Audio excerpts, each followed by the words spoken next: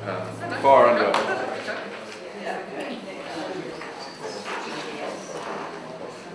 Now, welcome Rhonda, welcome Sharon. Thank you. The context for this and the reason that we asked you to come across is that we were talking about something that probably doesn't normally affect you, but was our smoke-free policy, and the point came up that we sometimes require tenants of various leased buildings or properties not to smoke, and so there were some questions around the table that the policy team couldn't answer, and we thought it would be to go to the people that could answer them. So I'm going to just open it up. It's really, we've made the decision on this smoke-free playgrounds stuff, but we just are interested in how your policies around smokers, etc., and smoking in council and particularly social housing work. So I'll open it up for questions. Councillor Carroll. I gather we have some of our housing that has got a smoke-free. People aren't allowed to smoke in it, and I'd like to know whether that's enforced and whether we have other things like pets and things and whether they're enforced. How's the whole thing Currently, all our community housing leases do not have a clause about not smoking in flats. When signing leases up with tenants, we do recommend that they smoke outside, but at the moment there's no clause in the lease. You want to know about pets? Yep. And whether that there's a smoker in there has any effect on the insurance premiums we pay? No. Okay, so it doesn't have any effect on the insurance premiums we pay. We have a $100,000 excess on damage to a flat. We do recommend all our tenants take out a contents insurance policy with limited liability, just in case they do cause a problem in the flat. Though a lot of the tenants we do house can't afford that, so we've had the last issue of Glen Road where the fellow burnt the flat down and we couldn't claim through insurance, so we've just had to pay for the result. Pets, all tenants are allowed a cat. It's got to be spayed or neutered. Because the units aren't fenced off as individual properties, we don't allow dogs on site. They're not allowed to keep a dog for a pet because then we'd have dogs roaming all over the place. And what happens if they breach either of those? I mean, presumably somebody doesn't check them for spayedness or whatever, or... Usually they produce a certificate. We've never really had an issue with cats on site having loads and loads of litters of kittens or anything like that. It happens once in a blue moon. The housing officers do annual inspections, and usually they can pick up on, during those inspections, whether or not there's been more than one cat or things like that. And a lot of the time, other tenants will ring up and tell us. When they all live so close together, they keep an eye, they all live by the same rules. Councillor Benson. Sorry, I didn't actually hear your answer to the earlier question. I was distracted by a colleague on my left. That the smoking, currently, there's no clause in the lease. There's no clause in the lease saying they cannot smoke. So what we were told earlier wasn't correct, because we were told that some. Okay, that's fine. Any further? Just on the same issue, do you ever get tenants actually requesting a preference for somewhere that has not had a smoker in it? Not in quite a while. We've found over the years, because smoking has become so expensive, that the type of tenant that we have, superannuitants and people like that, really can't afford to smoke. So over the last 10 years, the smokers in our property have probably dropped 60 to 70%. And what percentage of tenants do you think would be smokers now, roughly? That would be hard for me to judge because I only look after a couple of sites being the housing manager, so I only get to visit half a dozen sites where the guys usually go out and do the majority of. But the majority are non-smokers? The majority would definitely be non-smokers now. Thank you very much. Councillor Hall. Thank you, Worship. Just a legal question, I guess. Do we have any scope to impose that condition on existing leases, or is it the kind of thing that we would have to do as those tenancies roll over with new tenants, if that makes sense? We do periodic leases, which means they don't actually end, so I'd say they're binding. Okay, thanks. And so it would have to be on a rollover. Any further questions, councillors? No? Really appreciate you coming over and clarifying that. Thank you. That's all right. Right, we are on now, councillors, to item 17, Environment Strategy Resourcing. To 17.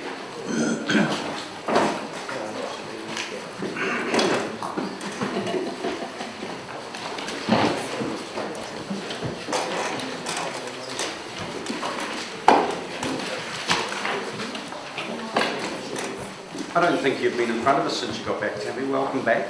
I know you've been back for a while, but... Week 3. Week 3. How's it going? Good, great. Right. Do you want to kick off or questions? Just questions.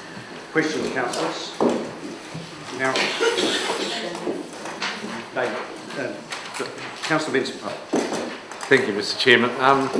I wonder if you can explain to me what this is, because when I read this report I'm none wiser, and I'd like to understand what the environment space is, for example. There's a lot of non-specific language, shall we say, and I'm looking for an understanding of what you're on about, with what seems to me to be something that should be core business for staff, and if that's the case, why extra funding? Thank you.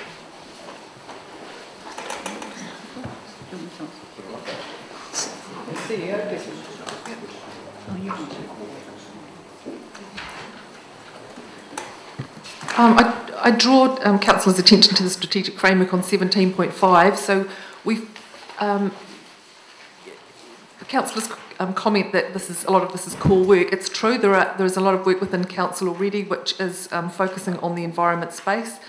But we have been drawing together all of our work into a number of key strategies, and the environment strategy is one that's a gap in the framework at the moment. So the intention is that this would wrap up some existing work, like the energy work, the work on biodiversity, work that came out of the on climate change, and work that came out of the Your City, Our Future natural environment work with stakeholders. So yeah. So it's drawing those pieces of work into a high-level strategy to fit in with the rest of the suite. Perhaps I could give a bit of background. Look, when I came here as General Manager of Strategy Councillor, the council had somewhere between in the high 40s or low 50s strategies, and it seemed that in common with a number of councils around the country, we'd gotten a bit of a habit of when we wanted to do a new thing, we wrote a strategy to make sure that it had a good justification. And one of the things that we said at the time is if you don't know where you're going, pretty much anything you do will get you there. It seemed, and I think Councillor Thompson raised the issue that if you could justify an aluminium smelter on the end of Aramoana Spit, then you knew that your strategy was possibly a little loose, your strategic direction, or words to that effect, if you don't mind me paraphrasing. So what we did was we went through a process to say, actually, we should have a small, tight strategic direction that encompasses, at that point, the 4 well-beings, but it still nicely encompasses the areas that we work in, social, cultural, environmental and economic well-being of the community, and then the 4 major areas which are the core business of council, parks and rec, water, transport and city planning. The environment strategy is now the only one that has not started, and each of them, the intent is to, at the end of this process, do away with the 48 or 55 or however many other strategies there were, because they're all taken care of. This lays out the strategic foundation for the council. The $20,000, there was a budget of, there was a reasonable budget for doing the economic development strategy. There was a $20,000 budget for the arts and culture strategy, a $20,000 budget for the social strategy, and that largely covers the meetings, consultation material, and so on and so forth, as well as somebody to pull that work together, working with the policy team. So so I would say that's tight funding for both of those two, but we managed to do it. This is the one that has no funding attached, and it is, as I say, it's one outstanding strategy that's not begun yet. Well, thank you. Can I just ask one more outside of this? That I ask in the context, for example, of other policies which have been agreed by the council before this one, such as the policy about urban design elements being incorporated right across council's operations, which hasn't happened despite the fact that it's on the books because it hasn't been resourced. And I'm just wondering, you talk about the proliferation of strategies. If I can quote from my recent experience on this council, that example of something that people apparently agreed to, but is unresourced and hasn't therefore been implemented, then why wouldn't we do something like that first before we write yet another strategy that will have further resource implications? So the suite of strategies has been signed off. This is another piece that we're not resourced to do. So cutting our budgets and slowly reducing our staffing numbers and so the policy team, the combination policy team, is more than, is smaller than it was 2 years ago. This has implications. The policy work on two things, including an arts component in urban infrastructure is one piece, as well as the one you mentioned, work that would be done out of the city development team, who are currently writing the district plan, and their resourcing is also tight. So I guess around the place resourcing is tight, and there are some things that are waiting. The general process, you have your strategies lined up, and then your implementation plans then get done in order to give effect to those strategies. The policies you're talking about are in fact pieces of implementation for that strategic framework, but the strategic framework itself ideally should be complete and should guide your implementation work. That's the ideal. It never quite works out that way in practice, but... Thank you. Further questions? Right. Someone like to move to the Chris, you vote.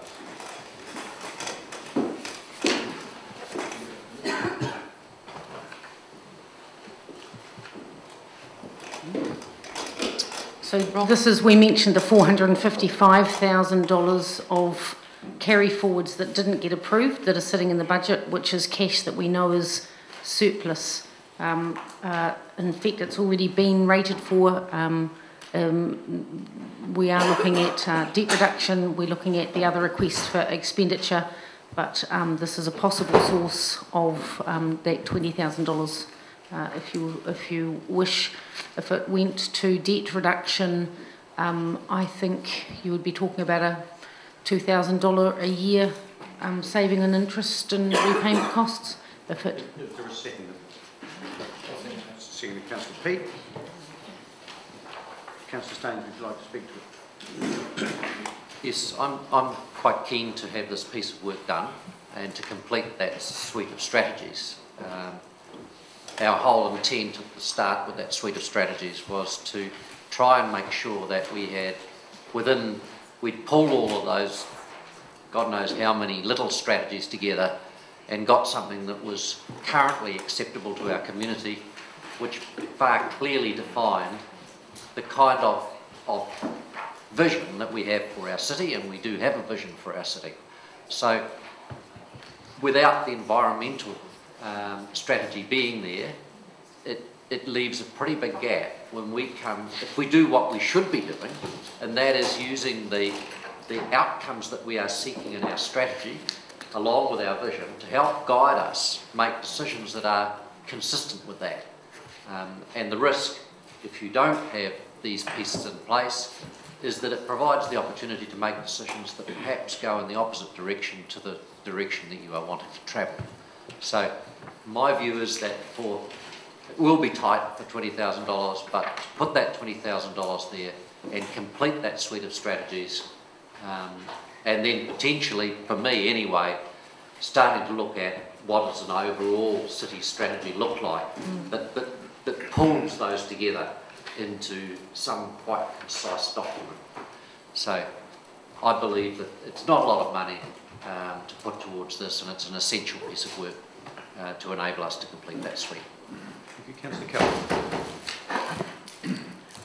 I've got no objection to the $20,000 for the environmental strategy. What I've got concerns, however, for is using a carry forward of a particular piece as if money isn't just $1.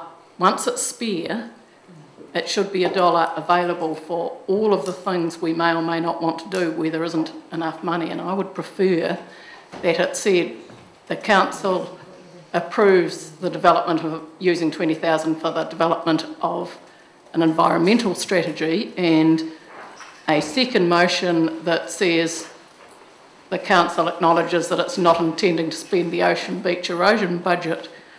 It no longer requires the carry forward of that, because if that's spare, then that's money that should just go back into a spare pool, and then there's a whole lot of things we might want to spend it on, some of which we won't spend it on. So tagging that, I think, is a really bad idea. We shouldn't be tagging every second one we look at and then not tagging the others. So I would prefer if whoever moved that could see their way fit to taking it out of connecting it to Ocean Beach. Well, that's up to the mover and seconder, but I do want to clarify that effectively at the end of this process, this 150, whatever it is, and all the other bits will be broken up, or it will make decisions about them anyway. So your point's well taken, but I'm just pointing out that we will be wrapping up all of the bits at the end and then deciding what to do with it. So what's the relevance of putting the Ocean Beach erosion? Well, that's the move. Well, the mover may want to. It was just to flag that there was the unspent carry forwards, that one of those unspent carry forwards was possibly a suitable source. Councillors? Well, I just wonder,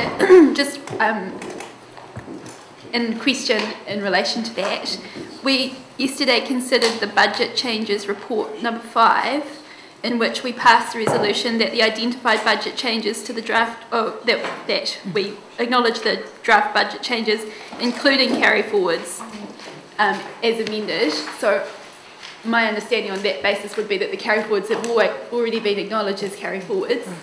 So as Councillor Calvert says, if we just says that the council approved 20,000, noting that this will be funded from carry forwards, then we've already approved the part that Councillor Calvert said we should put second, and it separates out the particular budget. Or from anywhere, it doesn't need to be carried forward.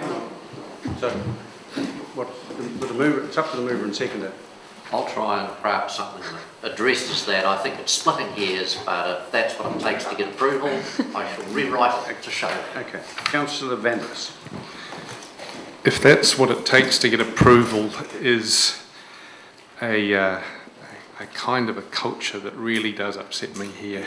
And I would like to build on what Councillor Calvert started talking about before, and that is that whenever there's something which invariably I consider either to be a bad idea or at least a dodgy one or a marginal one, someone has access to some unspent budget that suddenly pops out of the woodwork, and I've never been able to find one, but other people here seem to be able to. Some unspent budget pops out of the... Point of order. Point of order. There's no budget that's popped out of the woodwork.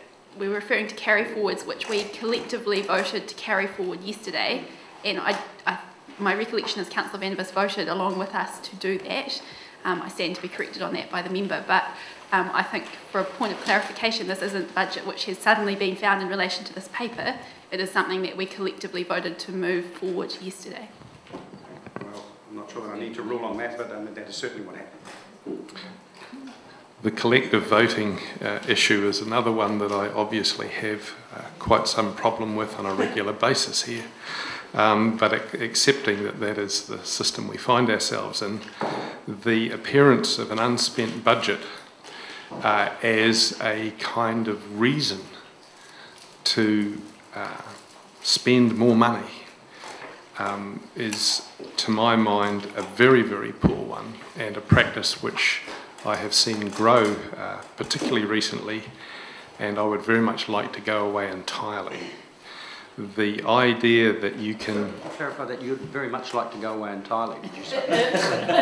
I was referring to the practice. A new battery might be appropriate, Your Worship. Get 2 new batteries if required. The practice that I was referring to of unspent budgets suddenly appearing before council goes back right to a particularly nasty example when Councillor McBay and I had virtually succeeded in tipping the balance against going forward with the stadium. And suddenly there was a $10 million one-off dividend that appeared out of DCHL. Now, the sudden appearance of money that we didn't know about, or that we didn't realise was a carry forward, or that was an unspent budget, this sudden appearance of money at a crucial time when something of marginal value is put in front of council is something which I think falls into the category of what Councillor Staines was mentioning just now, of doing whatever it takes to get it to happen. I'm growing increasingly tired of things being done to get things to happen when there isn't really any patently good reason for it. I wonder why we spent so much time on the spatial plan, and we did so much work on the spatial plan, and I wonder why an environment strategy wouldn't have already been have most of its issues covered with a comprehensive spatial plan, which we spent enormous amounts of money on. Chief Executive Bidrose has confirmed that the suite of strategies is complete, except for this. What I would love to hear from somebody is an argument to suggest what it is in this environmental strategy, yet another one, that wasn't covered in the spatial plan, and if it wasn't, why it wasn't, because we spent far too much money on that as well. No, I didn't confirm they were all complete. This is the only one that's not underway. Parks and Rec strategy is underway. Water's complete. Transport's complete. Art and culture is also underway. No. Pardon me. Thank you.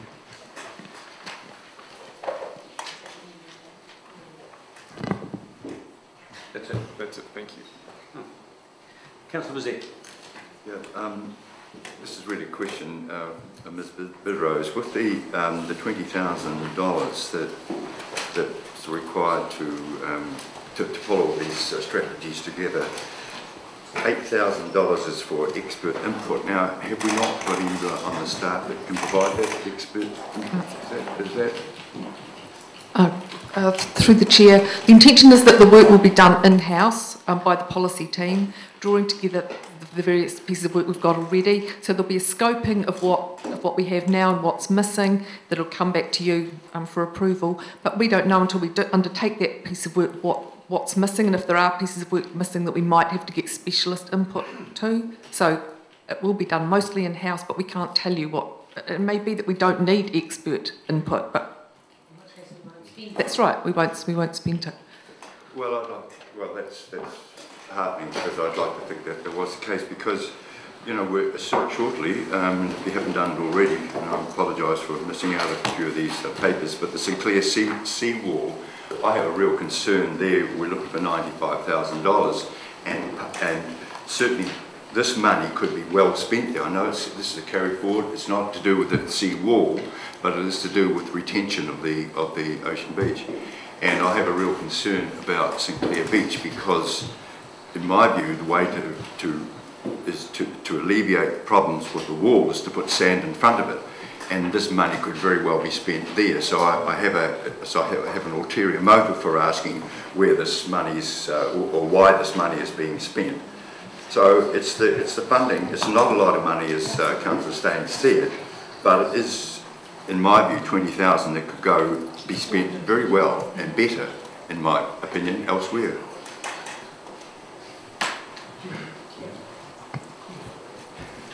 And 455.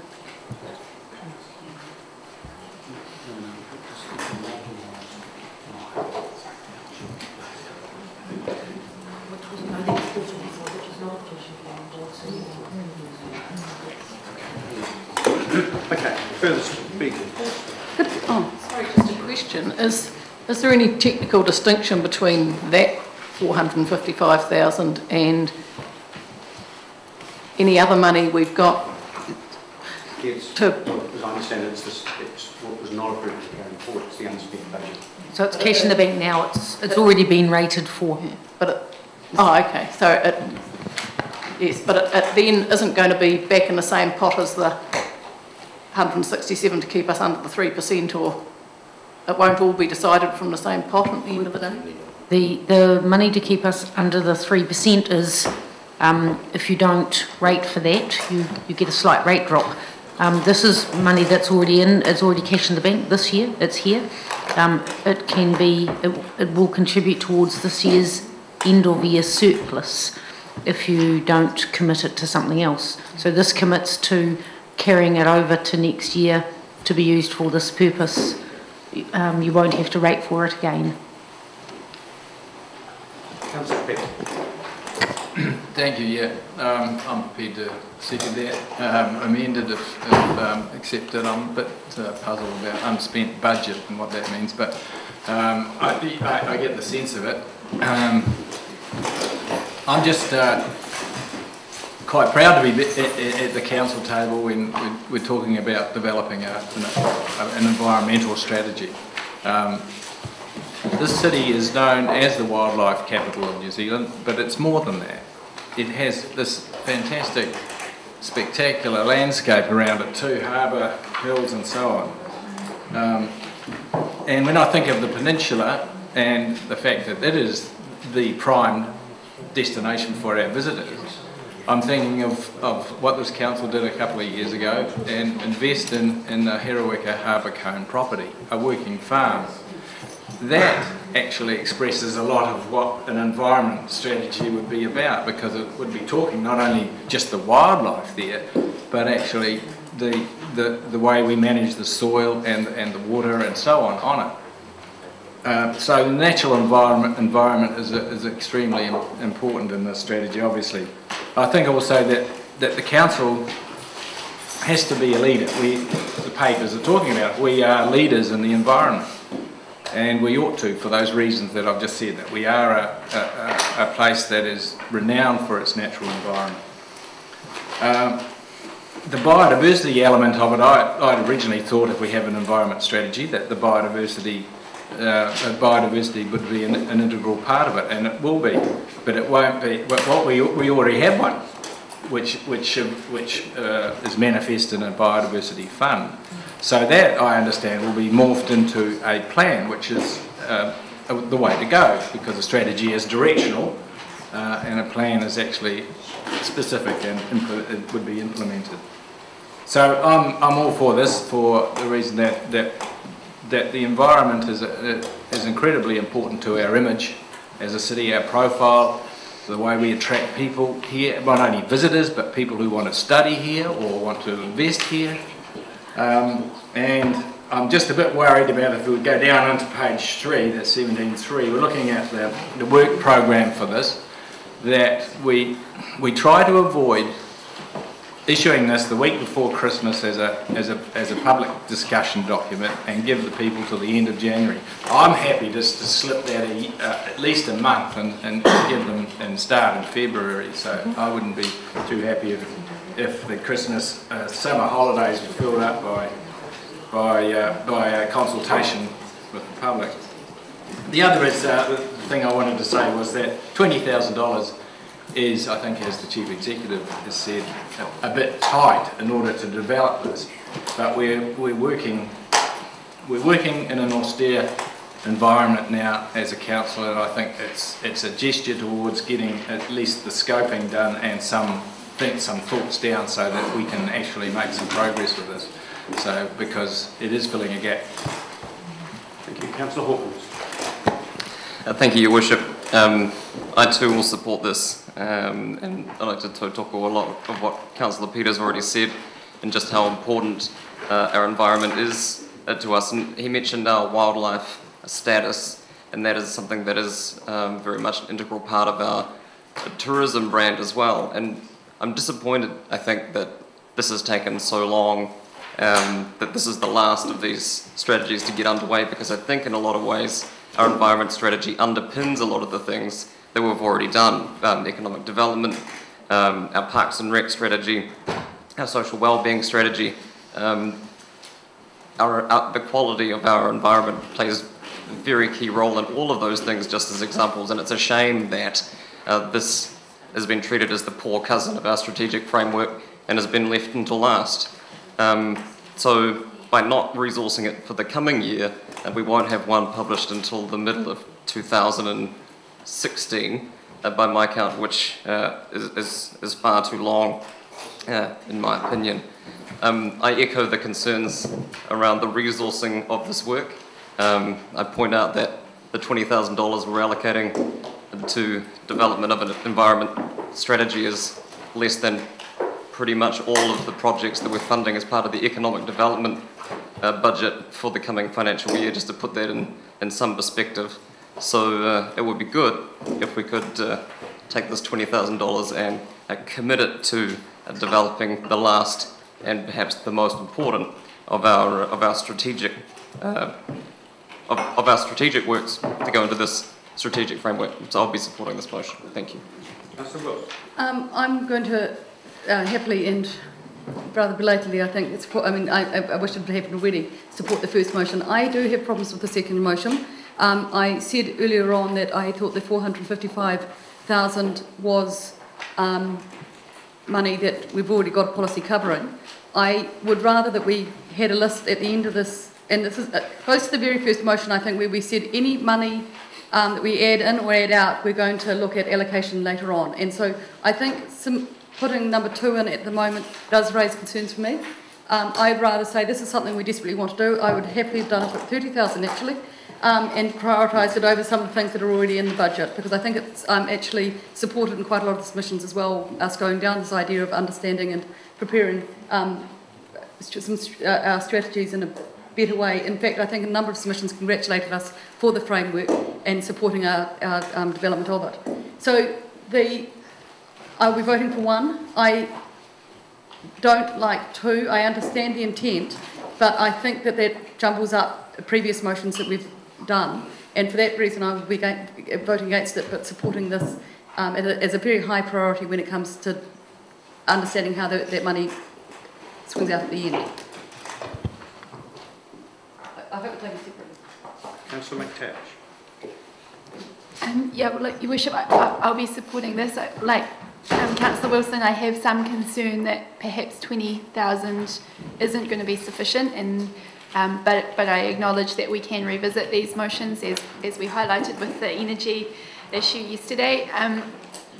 For me, this has felt like a real gap in the last 3 years, and the way that I've experienced that is having sat on a series of different plan development processes whereby we've lacked a strategic framework for some of the things that we're wanting to do. So I know that the energy plan team, for example, at the moment would have benefited from having a strategic framework within which to base their activities and their thinking. The waste management and minimisation plan, I think, suffered from a similar lack of strategic direction, albeit we got there, but it meant that we had to build it from the ground up rather than having that set initially. So I wholeheartedly support this. I think once we get our ducks in a row in this area, there are a multitude of benefits that will fall out from that, and I do think that because we have done some of the groundwork through things like our energy plan, our existing biodiversity strategy, our waste management minimisation plan, there will be a little bit of building up from that, and that may mean that this is a slightly more straightforward process than perhaps some of the others have been. May also complicate it, I guess, is the other side of it. I guess we'll see how that goes.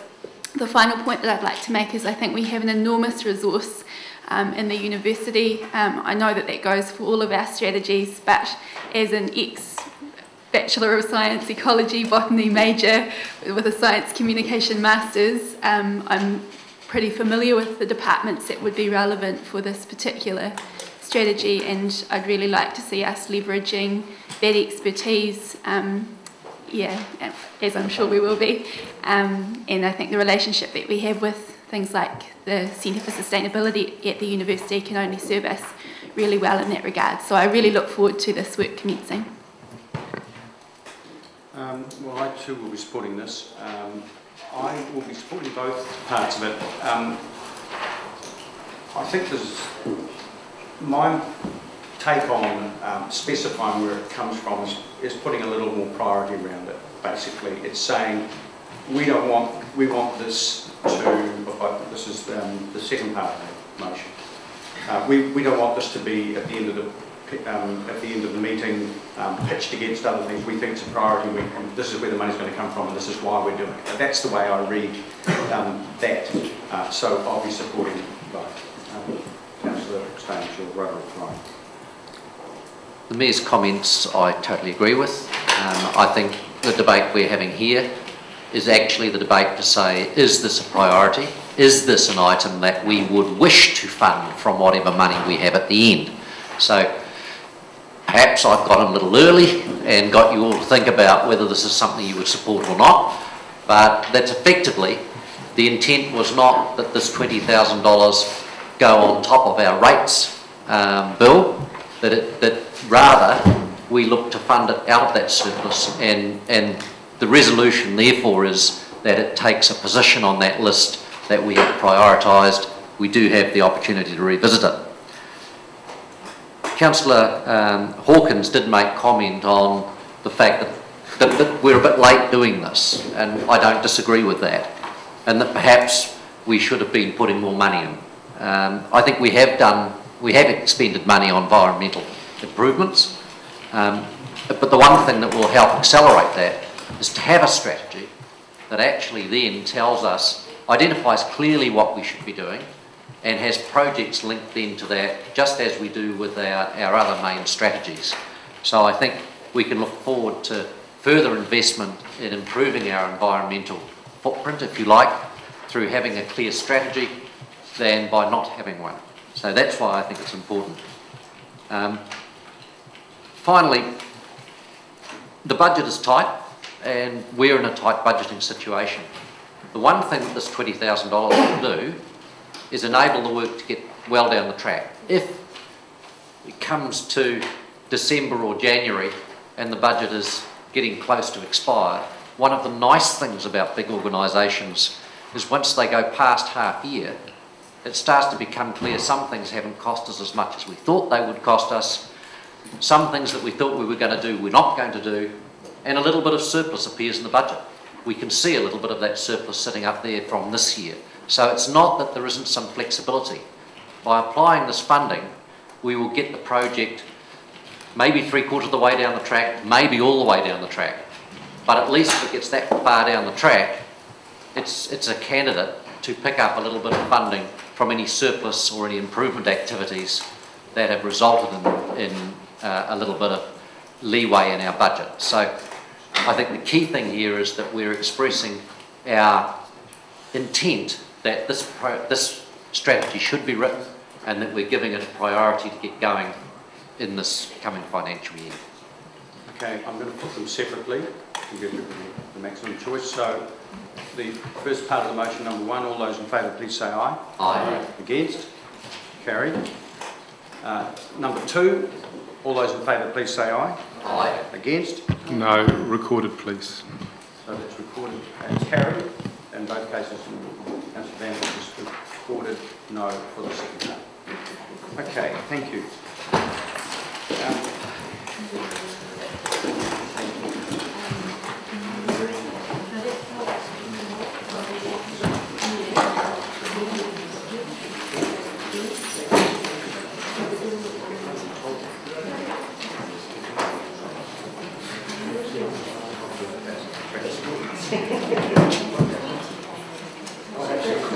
Right now, councillors, we move on to item 20, which is the seawall, Sinclair Seawall Interim Risk Management Plan and Improvement Works Update. You'll recall that item 19 is being held over to tomorrow morning, and item 18, the relevant staff are not available. And we'll do that tomorrow morning as well. So we're on to item 20. Well, thank you. We'd just like to point out that you have received a large Opus Stage 1 report as well, which this report draws on. yes, that's right. I got that yesterday. So, do you want to, either of you, sorry, can you see you there again, Tony? Hi. Yeah, sure. Do you want to preface this, or do you want to go straight into questions? More than happy to go straight into questions. I think it's pretty self-explanatory, relatively speaking. Okay. Questions, councillors? Councillor Banks. In recommendation 2, it says new funding of $95,000 is allocated for the interim risk management plan fixed costs. This is just for a plan, it's not actually to cover any having to do physical works if that arises. I'll just draw your attention to Table 1 on page 4 of the report. There is an element of maintenance works in there to essentially move rock around at the toe if it's required, if that rock is moved around due to the wave energy. So that could come out of the $95,000, or is it just for the plan? That is out of the $95,000. There's in the Table 1, there's an item there for $20,000 for reactive seawall maintenance. Okay. Sorry, $30,000, item 5 above. Do you consider that in all likelihood that's going to be sufficient to cover the events that we're looking at, given the past history of the wall? Look, it is difficult to tell. We've given a range there that we believe that $30,000 is a reasonable amount that will be required, but if we have extraordinary events, then more is likely to be required, and we've put another risk cost there of $20,000 that if we face another event similar to what we encountered last year. Okay, and if we get a really extraordinary event, what are our options in terms of funding that? Where would we go? So in terms of what was said in the report generally is that if there is extraordinary events, we would, under this current proposal, would be to utilise some of the funds from our footpath resurfacing budget if that was required. And roughly what sort of slot have you got on that budget that you could use if we had a really bad there is no slot. Well, sorry, reduction in doing footpaths. So how big is that budget in terms potentially available for seawall? That budget has it services about 42 kilometres of footpath resurfacing. So there's just trying to look at the and about 2 kilometres of footpath resurfacing costs about $100,000, so that's about a $2 million budget roughly with those quick figures, I think. And if there was a real issue there, we could use a significant chunk of that then, as you're saying? Yes. Okay. And the reason why, well that is an option. Right. The reason why that funding area is identified is because it's not NZTA subsidised, so it's purely rate funded, as is the seawall. Okay. Thank you very much for that. To Mr. Mayor, we need to be clear though that that's a identified funding source it is about renewals, so it does reduce renewal spend on footpaths. It doesn't impact absolutely, but at least it is an option that isn't. Yes. Yeah, and the 95,000, just to be clear, is I suppose the team's estimate of the ongoing annual costs to just keep on top, keep maintaining the wall and move some rocks around and things. Okay. And you'll see the report. There's an estimate that it could be up to 250,000 if we get some kind of event. And of course, we know that the costs we've had to date have been quite substantially more. So it's trying to give some sense of a budget line that we need in order to do the annual inspections and the annual bit of work we think is needed at the moment. Great. That all seems to me quite reasonable, and thank you very much for also showing that an extreme event is potentially caterable for as well, even if it's at the expense of footpaths. Yep. Thank you. The difficulty I have with this is that we are being asked for funds to protect the seawall, yet there, in spite of I think a 3-year survey that's been done with regards to what's actually happening out at the beach, there doesn't seem to be any desire to mitigate any damage by replacing the sand. So it's all about protecting the sea wall, but not about putting sand back where, in the position, had it been there, there would have been no damage done to the wall. And we're all aware that there are beaches, not necessarily in New Zealand, but certainly on the east coast of Australia, that have significant erosion, and the way they mitigate that erosion is by putting the sand back. And yet we still don't seem to be doing that, and there doesn't seem to be any intention from staff or any reports that I've seen that is going to, that suggests that we should be putting sand back. Which means if we put enough sand back, then the sea wouldn't get to the wall. We wouldn't have to be, had there been sand at the base of the wall, we would not have had the damage that we had last year. So is there some intention from the council at some time in the near future to put sand back on Sinclair Beach? There's one of the things that the Opus report identifies, I'm going wrong, but they've identified that in their view, the surveys of the long-term surveys of the beach profiles show that although the sand levels fluctuate periodically, there is no indication of a loss of sand from that overall beach system. It comes and goes, and there's an offshore sandbank, and then it comes back on, and it's impacted on by the wind direction and tides and other things. There's been quite a bit of work done in terms of Middle Beach area, work being done there, which is, I'm not entirely familiar with that, but the beach system is a dynamic system that certainly the Opus report identifies no indication of long-term loss over time. Bringing sand in would be extremely expensive, and the benefits of that would be doubtful given that dynamic nature of the beach system. What Opus have identified, and it's buried in the report, and that's why we've said we need a holding pattern where we do more work, is a couple of options. One of the longer term, or one of the other options is looking at some kind of offshore structure that would reduce wave energy and then potentially hold sand back at the wall. That's a fairly significant decision that would need to be taken for a whole range of reasons. But there's no evidence that I've seen to date that suggests that bringing sand into the beach will end up in having more sand at the wall. It's a very dynamic system. Well, I've asked this question probably 3 or 4 times, and I've got exactly the same answer, Mr. Avery, each time.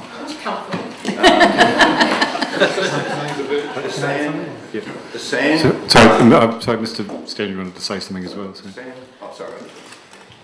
With Sinclair, what was actually happening with Sinclair is only part of a bigger picture. The whole cell between those two headlands has to be taken all in one.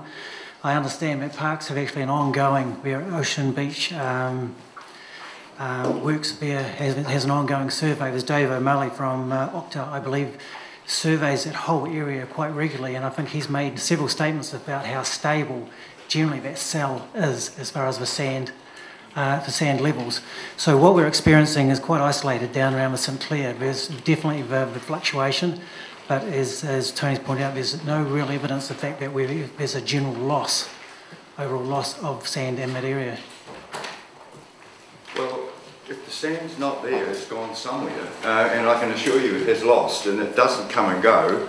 What happens in Clare Beach is the sand goes and goes and goes, and it's gone. And this has been for many years. It's disappeared. Now, it might be that it goes out to off the coast. It might be that it's dragged down the coast and is washed up further down the beach, because, and I think there's evidence of that, because if you look at what's happening right down the other end of the beach, there was one row of sand dunes at one stage that protected the roadway. This is the Ocean Beach Memorial Drive, and now there's probably 2 sand dunes that's protecting it. So there's certainly sand moved down there. Where it come from, I'm not saying. It might be Sinclair Beach, it may not be. But I just think that, and of course Mr. Avery has also said before that it's expensive. Now I've said to staff before, what is expensive? I would like to know how much it would cost to have a regular program of putting the sand back on Sinclair Beach. And I'm talking about the 150, 200 metres that stretch from the south end of the beach through to where the piles are on the surf beach, maybe 300 metres. What it would cost to do that? It's not good enough just to say it's expensive, because that's a matter of opinion. So, and if there are some other options that we should be looking at, why aren't we looking at them?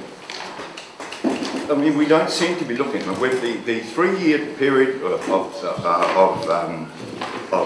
survey is well and truly gone, and we still haven't had any report from anyone with regards to how we're going to protect the sand on Sinclair Beach. So, can we have something with regards to the questions I've raised? I'd appreciate it. Certainly, going forward, this report, the purpose of the overview report was to identify the strategic approaches that we might take, and then once that work is done, to go forward into more of a detailed options analysis, which would look at options such as sand replenishment, and would move into more of the economics and the costing of that. So if that option was included in the shortlist going forward, then yes, that sort of level of analysis would be carried out. Just again though, the information we've got from our consultants and from the long-term study is that there is no loss of sand on that beach system. It's a dynamic system, so there is a difference of view about that clearly. Yep. Councillor Walsh. I'm going to, first of all, thank you for the report.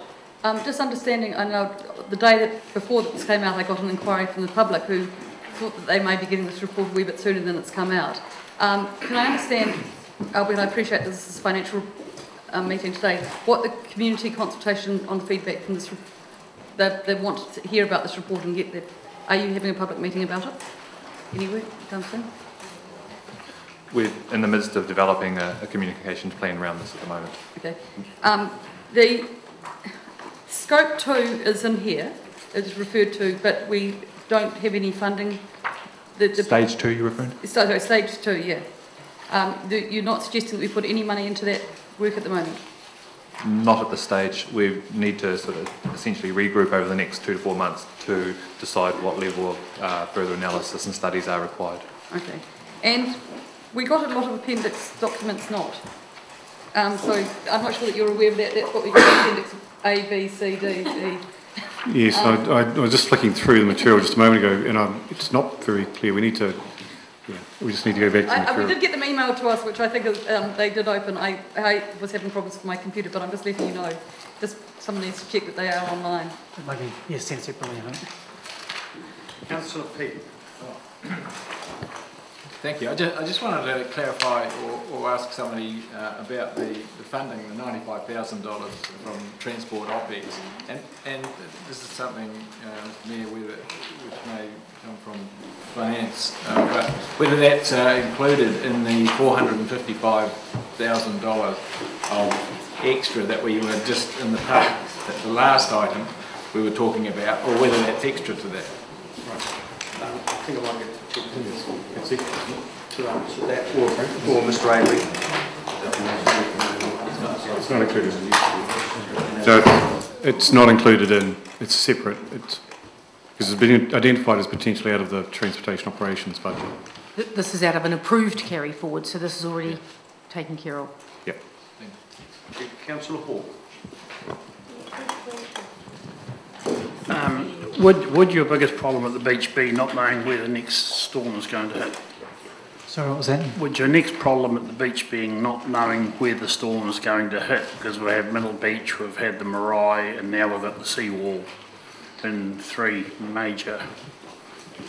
I don't think there's any sort of rhyme or reason. We have certain characteristics of why we had a failure up there. So I think some certain commonalities, and I think the southwest storms, Peregrine tides, actually kept it high, at high energy. The beach was hit by a couple of storms at that time, which exacerbated the whole situation with no time to recover. But why it would hit there in Middle Beach, and I'm not quite sure of the timing or how we ever predict that. Yeah, well, in 2007 it never hit the seawall. It actually hit in Middle Beach and washed Middle Beach right out, right back into the sand dunes.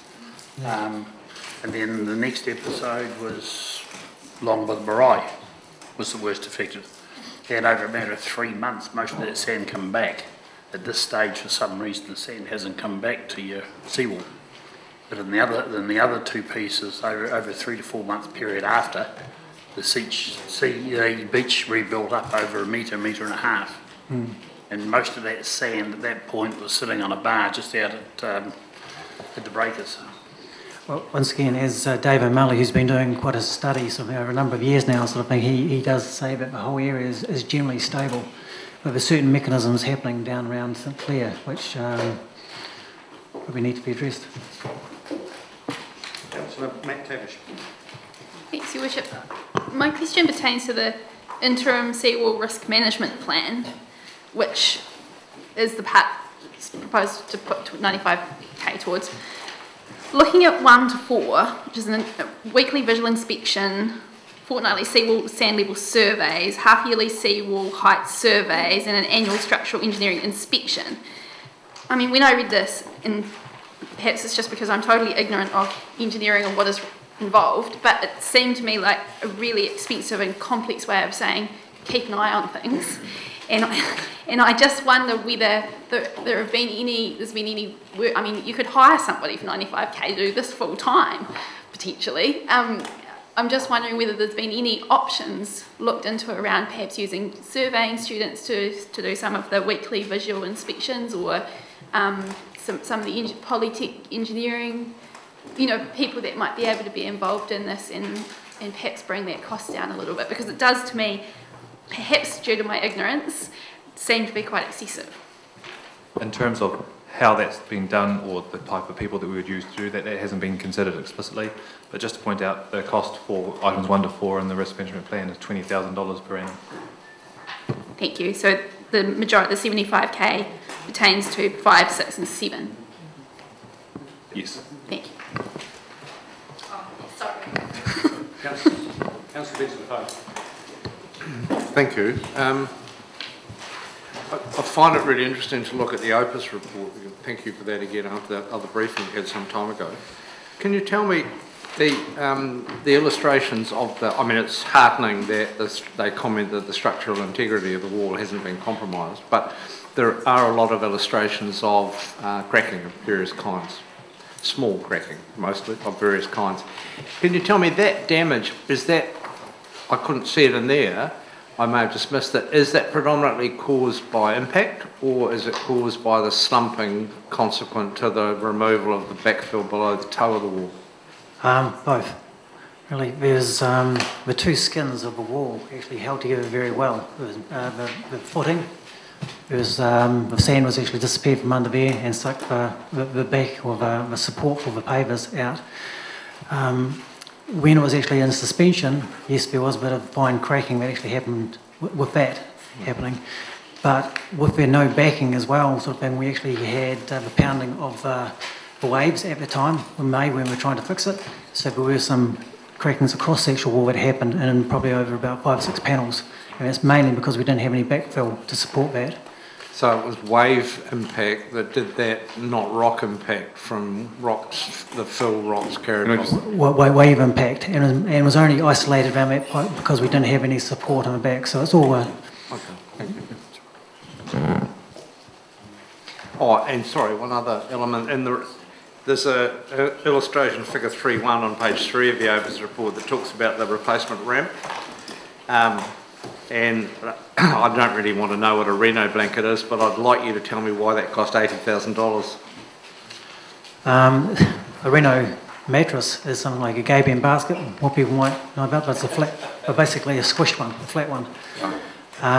It wasn't just the actual mattress over top. The whole area was sort of scoured out. We actually put some matting in. It was actually built up with some substantial rock that was actually imported. And then we had a finer layer over the top. We had other sort of fabric. It was actually to try to protect it so it actually last. And then we have a Reno mattress over top of that, and then a driving course. So given that little piece there cost $80,000, are you confident that the 95 we're talking about for the wider management and the interim management is satisfactory amount? 95,000 is mainly to cover virtual monitoring, as we've said, and also to be able to hop onto the beach every maybe 6 months to actually play around for rock and get it positioned. Because the average tonnage is probably about 1.5 to 2 tonne of rocks per rock that we've actually put on the beach lately, and that's said to be a decent size. Anything smaller is actually used as sort of ammunition, it just gets picked up by waves and thrown at the wall. So those size rocks still move around.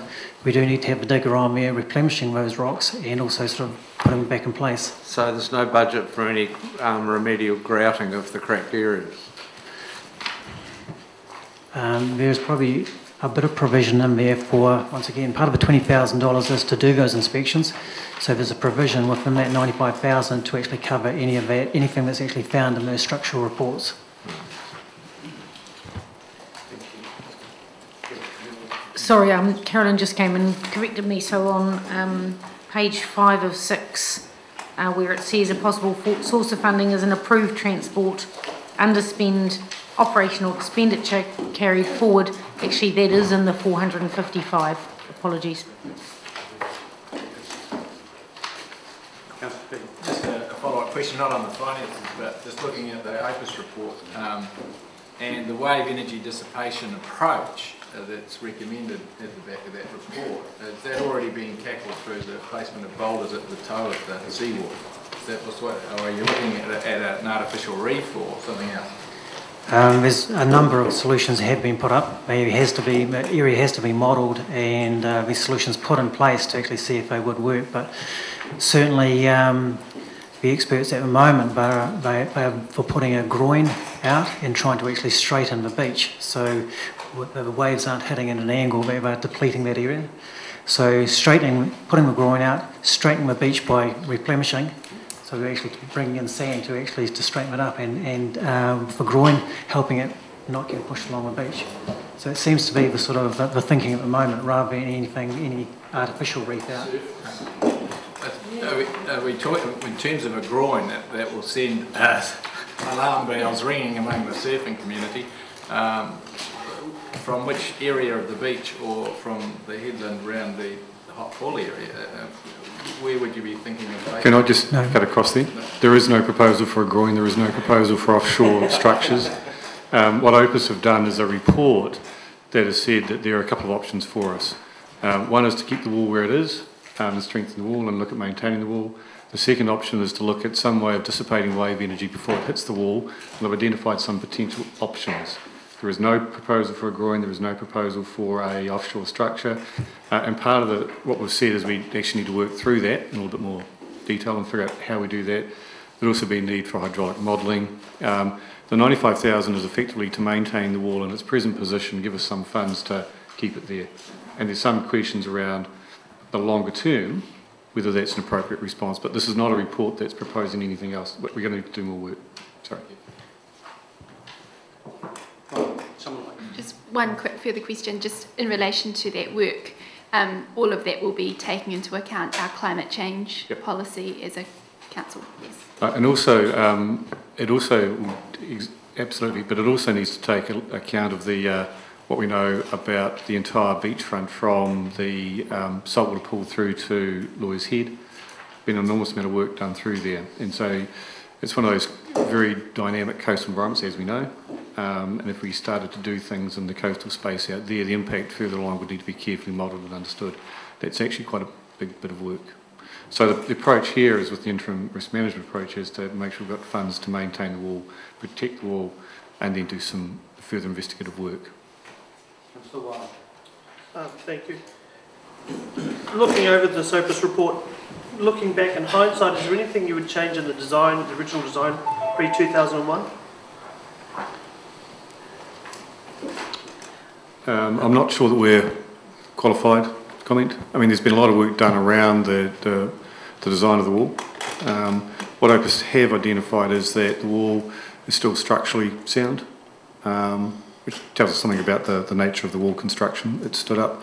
We know that there's been a hard physical wall there since the 1900s, I think, and it's periodically had problems. But there's nothing, I don't think there's anything in the OPIS report that says there's anything fundamentally wrong with the wall itself. But that's a different question from the one different answer to the question you asked, but not qualified, I don't think. Councillor Hall. Have you looked into fixing the damaged panels? There's been a number of panels that have been injected already, and there's some of a finer cracking which has been looked at, but it's difficult. There's only so very, very fine cracks have been identified, but some aren't able to be injected. Yeah, because from experience of this being on a seawall and the stuff I've read on overseas, the reinforcing will start rusting very soon and blow the panels to pieces if they're not sealed soon and properly. Indeed. Yes, some of the major ones have been sorted out and the other ones we monitored. Was the steel grouted, was the steel clean out and clean and before it was grouted, or just injection to grout? The cracks that have been dealt with sort of thing are very fine in themselves. So, and with the timing of it, I suppose the answer is no. But I think that's a factor of actually what we're dealing with here is very fine cracks, even the ones that have been dealt with.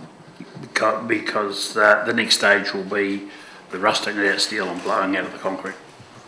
Certainly, if we got to that stage where we had some blowouts and we did have exposed reinforcing, that would be dealt with in a different way. Have you ever considered dealing with it before it gets to that stage? Because that gets to major. Indeed. Certainly the next phase of work involves what we call development or an asset management plan, so that looks at the maintenance requirement for this wall that we have and any renewals, and that would be a part of that thinking as well. Right, so that appears to be all the questions. Would someone like to move either the recommendation to be moved? Councillor Peake, second. Councillor Staines. Councillor Peake, would you like to speak to it up front?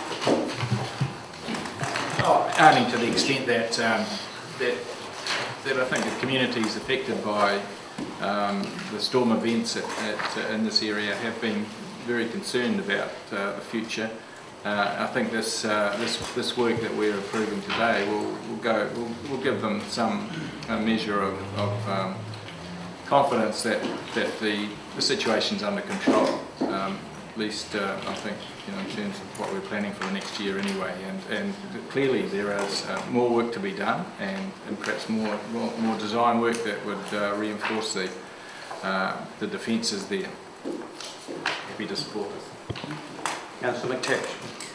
Just, Your Worship, I think it would be worthwhile just acknowledging the work of staff and their efforts to both involve the community, who are, as Councillor Peake is very concerned and very keen to be involved, and balancing that with Opus's requirements. And just thank staff very much for that, because it's a complex area and I imagine it's a difficult thing to negotiate sometimes, but encourage continued efforts to involve the community as much as possible. Thank you. For the speakers, Councillor Staines, do you wish to speak to it? Councillor Wilson. Are you going to take them separately? Only because I'm feeling like I've now put myself into a position that I have to vote on the 455 in a difficult position. Yes. Foolish consistency is the hobgoblin of the mind. I think I've heard that before, Your Worship. So I will take them separately, if that's... Thank you, Your Worship.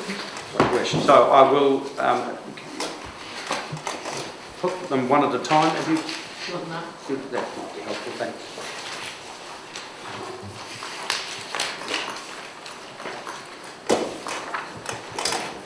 Right, so...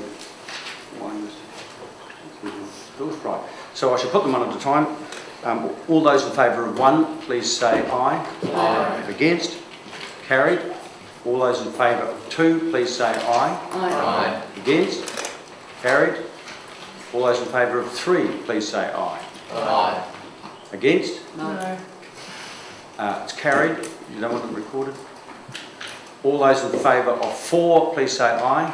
Aye. Against? Carried. Thank you.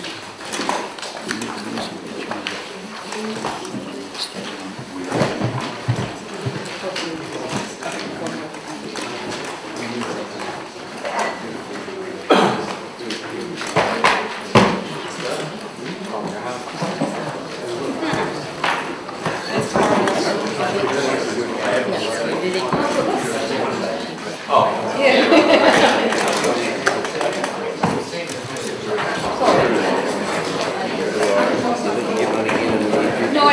Okay, councillors, we'll move on to item 21, South Dunedin Community Complex, shopfront proposal.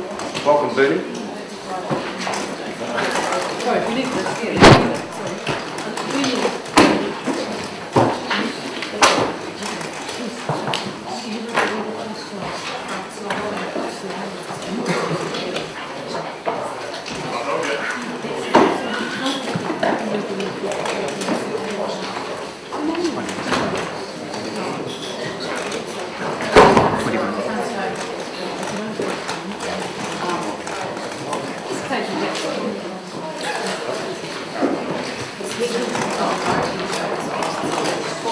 Right.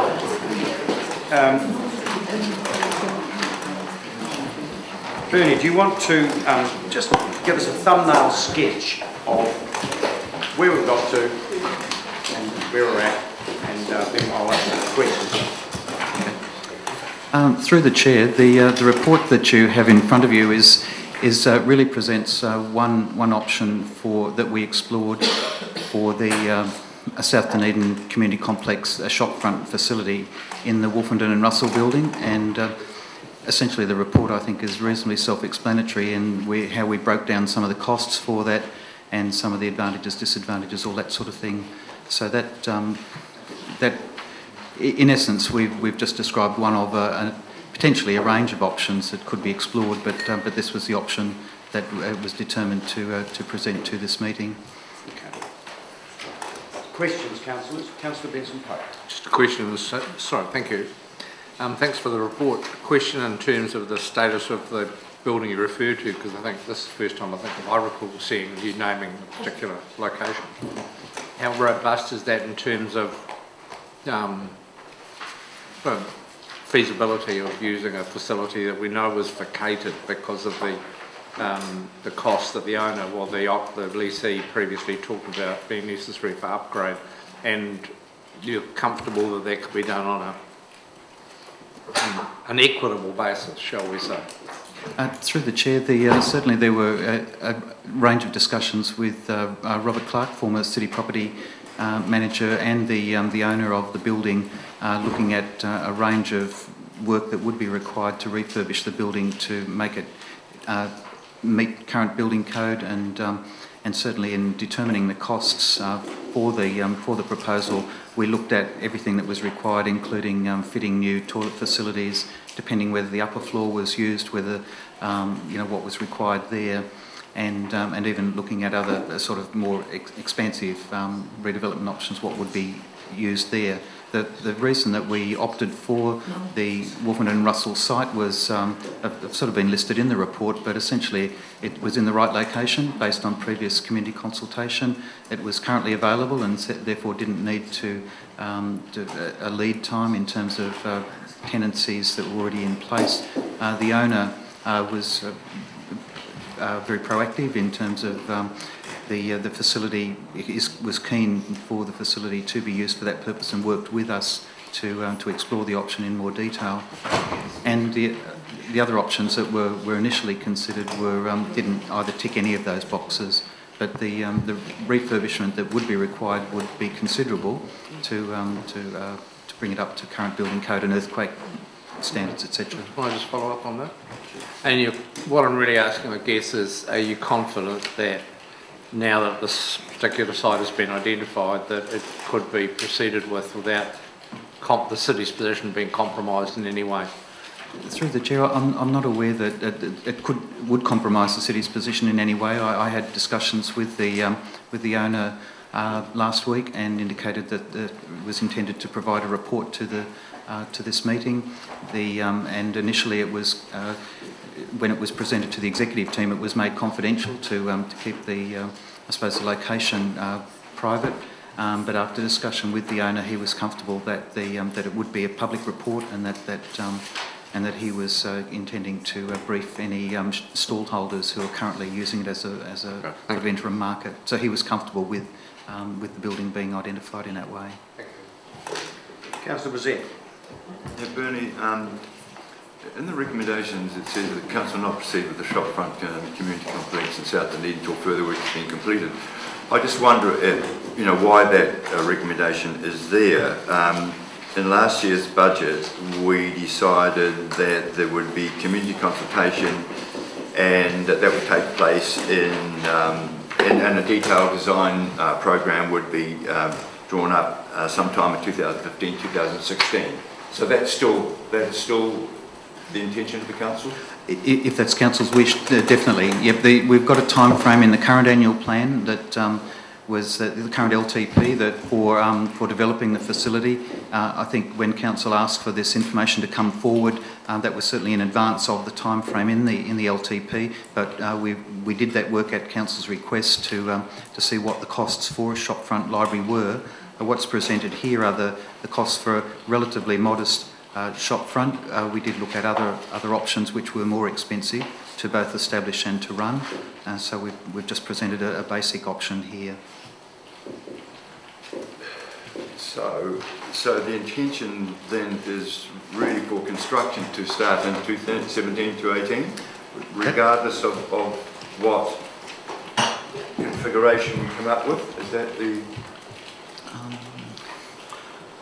Potentially. I mean, there are a range of options, and one thing I meant to mention earlier was that the Wolfenden Russell site was very, in a sense, adaptable to providing a smaller shopfront facility of varying sizes, as well as providing a larger site which could be redeveloped. The option that's presented in this report is about 100 square metres. I didn't include the toilets and the bike shed at the back, but it's roughly a bit over 100 square metres. The total ground floor area of the Wolfenden Russell building is about roughly 650 square metres. And there is an upstairs area which is potentially available, and there's also a car park area out the back. And were that site to be fully developed, one would anticipate subsuming all of that space, having an extended upstairs, and so one could get pretty close to 1,000 square metres or more on that site on 2 levels if a full development was done, whereas a modest shopfront could be proceeded with as an interim measure if that was council's wish. So when would the consultation with the stakeholders, so to speak, take place with the residents of South Dunedin? In the current LTP, we've flagged up 2015-16, but it's just a little bit of a sort of a discontinuous time frame there, because the reason that whole time frame for what was originally called the Library Redevelopment Project, because Council had approved roughly $1.1 million for radio frequency, we brought that forward into this current year. So that created a gap between 2015-16 and 2017-18 when it's proposed in the current LTP to construct a South Dunedin library. So the timing of those is at Council's discretion, of course, but that's why there's a gap. Like we've got consultation 1 year, we've got nothing the next year, and then we've got 3 years where we're proposing 2 years of which are South Dunedin Library and a 3rd year for City Library refurbishment. But those timeframes are at Council's discretion, of course. Councillor Keller. Could you give us some idea of what the difference in cost between this and our other satellite, for want of a better word, libraries is? I don't have all of that information in front of me, sorry, but I know that the proposal that's in front of you was for 100 square metres. That would make it the smallest service location. Our closest library to that would be the Waikawaiti Library, which is 196 square metres. In terms of actual operating cost, I don't have that information just in front of me, but we did work out in the report that you've got here just the operating cost for that 100 square metre library, which... Is this building earthquake resistant? Through the chair, part of the refurbishment process to make it ready and habitable for a library would ensure that it reached, I think it's 67% is the earthquake minimum standard, and it would reach that if not more. That would be part of the refurbishment process. Yes, so we'd be effectively paying for that compared with if we leased a building that was already earthquake. Through the chair, there's a range of options in South Dunedin for establishing a facility of roughly 100 square metres. This was just one of them. But as I said earlier, the reason it was selected was that it had the it presented the opportunity for not only a larger shop front but also a full redevelopment of the site, and so we only explored that one in more detail. But you're correct that another site which may not require earthquake strengthening could be possibly acquired and leased at a lesser cost. And lastly, the book bus situation. I understand some of the book buses are getting perhaps to their best before date or whatever. Is there sort of inherent in this an idea that we would have less need for book buses once this was up and running, and is there a time frame in which it would be rational to have a bus disappearing out of service? Or through the chair, the proposal with the book buses, essentially it's linked to this but not dependent on it. And what we had envisaged is if council were to establish a shopfront library, and the purpose of that was to test and evaluate the level of interest and demand for a full library, if we were to do that, as I've suggested in the report, I'm suggesting that we would leave the book bus service as it is at the moment. But if council made a decision to establish a permanent community complex library in South Dunedin, that would be a trigger to review the book bus service, and we would be able to use information from this evaluation of the shopfront to inform that. Yes, I just meant if the book buses are staying there in the interim, then if they're about, or any of them are about to the end of their life, it wouldn't make any more sense, would it, to buy a new one on the off chance you weren't going to be? No. So through the chair, there is no funding for book bus replacements in the annual plan at the moment, and they are sort of over 20 years old, each vehicle, and while mechanically sound, they are certainly beyond the usual replacement time for book bus vehicles. Councillor Hawkins. Thank you, Your Worship. For the purposes of our own scoping exercise, option 1 may work, but I wonder how amenable a building owner is to leasing out only 100 square metres of that building. Through the chair, that's a good point which I did discuss with the owner, and basically the discussion was that certainly by engaging with council to undertake this exploratory work on the possible use of this facility, it didn't in any way lock him in to if it was council's decision to only establish a 100 square metre shopfront library, and that didn't really make commercial sense from his point of view, in that he had other potential uses for the whole space that might be compromised by just leasing a small part of it.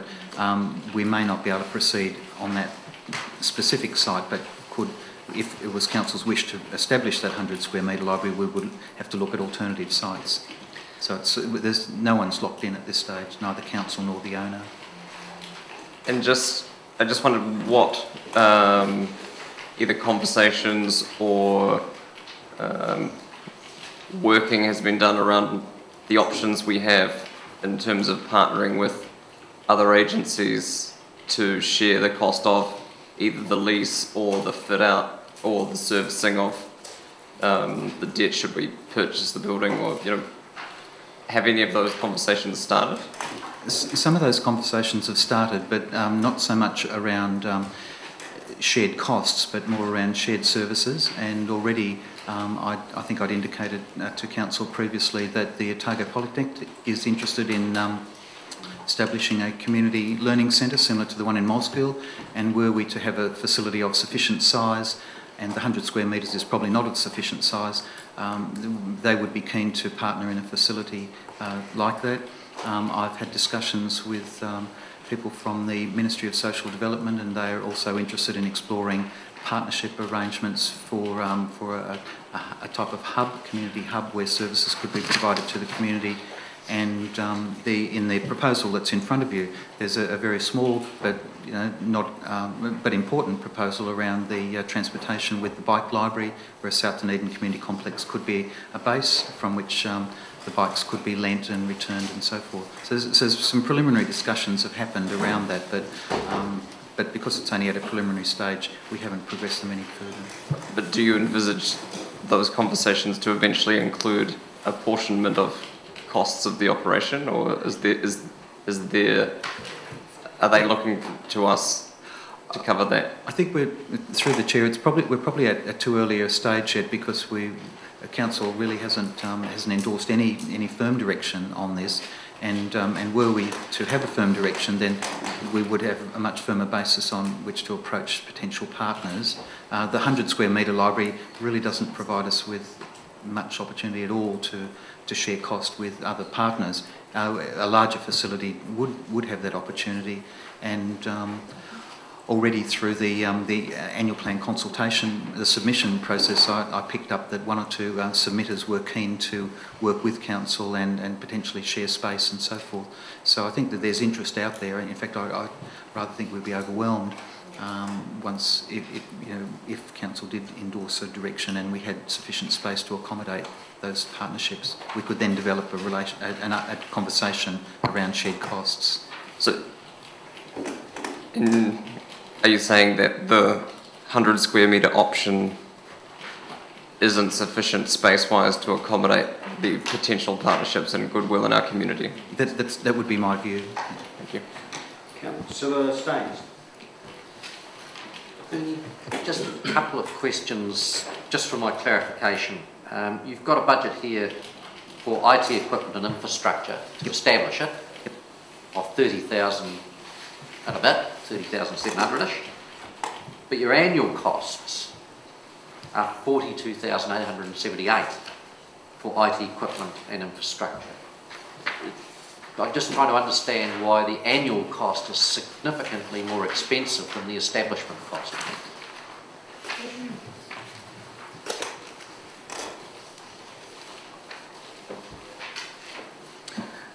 The big ticket item in the annual cost is basically an internal charge for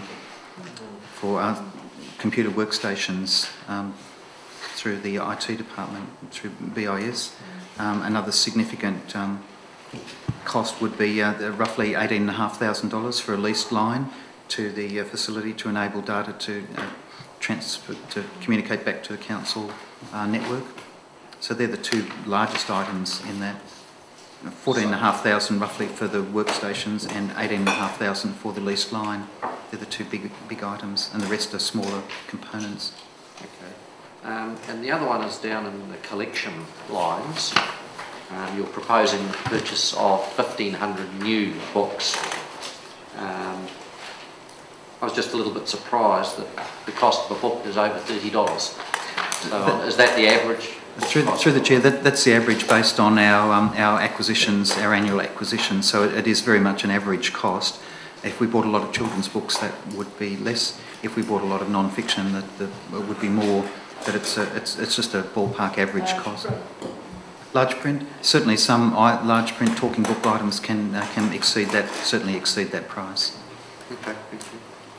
Councillor Wilson. Thank you. I'm thrilled that some work's been done on this. I have to say that I'm disappointed that we're only looking at the 100 metre because it doesn't tick all the boxes that I thought it might tick. And I'm not quite sure where that happened. Because I thought we were going to say it was a community meeting place and we would have meeting rooms and those sort of things. So, and having been out there fortuitously yesterday looking round at the streets on other matters with Councillor Lord, we noted that that's a great site and there are some great sites that I think we need to get a bigger picture for. So I do understand not making a decision now. But my question is, on the recommendation, the way you've worded it is a really negative recommendation, and I'm wondering, I'm trying to work out what you expect to happen in the into the lead up to the LTP on this if we don't do this project now. Through the chair, apologies that the recommendation is rather negative. There was concern that further work needs to be done to, as you note, the small shopfront facility doesn't meet all the requirements, but that was following through the resolution from council to explore the shopfront facility. So staff would like to undertake further work over the next 6 months, working up the different options and doing a more extensive evaluation of the merits of a reuse of a heritage facility, leasing a building as opposed to owning a facility. So yeah, doing further work over the next 6 months. Yeah. I don't understand how we haven't looked at other sites there, potentially, because there seem to be a lot of empty buildings there. But also, so I may have missed something. Was only 100 metres of this building available to you? No, the full building is potentially available.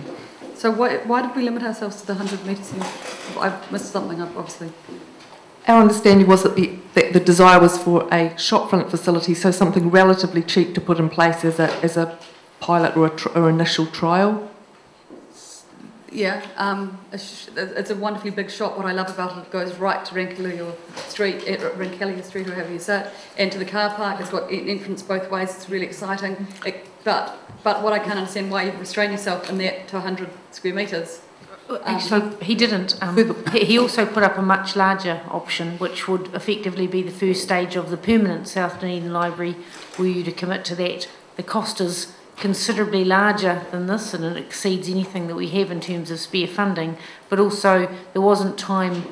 This was done in response to a suggestion in January that we were continuing effectively with the South Dunedin Library to kick the can down the road, and it was perpetually being delayed. In fact, it's on the same time track as the last LTP. This was a proposal to do something earlier than signalled in the LTP. So the costing for the much wider use of the Wolfenden and Russell buildings noticeably more expensive than this, considerably more expensive. However, it could quite feasibly be the beginning of a permanent South Dunedin Library, and Bernie will continue to explore this. The reason we haven't put this up in front of you is that that didn't include long-term cost-benefit analysis of the relative costs of purchasing a heritage building, reusing it and owning it versus leasing it in perpetuity, and it felt we were all clear at LT that in the absence of that information you didn't have enough information to make a good decision. Okay, if we just did the first part of that recommendation, just noting the estimated costs, and left it that the earlier council resolution that says that we look at something for the long-term plan, that we don't actually have to have that second part of the resolution, do we? Mm-hmm. Thank you. Well, we'll take in Councillor Thompson. The scary thing about this for me was the operational and ongoing costs, and I wondered in the LTP where we've got that capital expenditure for the South Dunedin Library, we don't have operational costs in there at this point in time. That's correct, yeah. And I'm not sure that I understand well how this would scale in terms, whether if you've got a 1,000 or whatever you said square metre library, whether clearly you're not talking 10 times, but I have no idea whether you're talking a bit more staff time and obviously more setup costs, or whether you're talking a lot more expense. And clearly you did do another proposal, so that might give some indication of scale. What this is actually, ironically, making me feel is even more nervous about the South Dunedin Library that I've always been nervous about, but voted for. So can you help? Yep. Just as through the chair, Councillor Thompson's question, the establishment cost for the 100 square metre facility is in your paper. It's roughly 220,000. The establishment cost for the 650 square metre site is 550,000. So it's roughly a little bit more than double. The operating cost is, again in your papers, 361,000. The operating cost for the 650 square metre is 560,000. That's a full year cost, and in the first year it would be less than that. And that's presumably using all of the ground floor, but not the first floor. Exactly. As soon as you go upstairs in the first floor, you're going to add, I would have thought, some more staffing costs. Not only more staffing costs, but because of the extra work required to in a sense, refurbish and secure and the upstairs, it would increase the cost for that refurbishment, and therefore feedback in the current scenario in a higher lease cost. So the utilising all of the ground floor, the option that we explored was a establishment cost of $551,000 and an annual operating cost of $560,000. So you're quite correct. It doesn't sort of just scale up. But it's scary enough. There is a significant ongoing operational cost. In terms of the amount that's in the current annual plan, councillors would be aware there's $8 million sitting out in the total project. The shopfront, these are the two establishment costs. If were council to develop the whole site, I suppose an accurate assessment of what that would cost would need to be determined. Well, that's my next question, which is that if council were of a mind to proceed, then, and if it were of a mind because it thought that this building was adaptable to be a long-term thing, and I clearly hear that there's more work to be done before you could say that.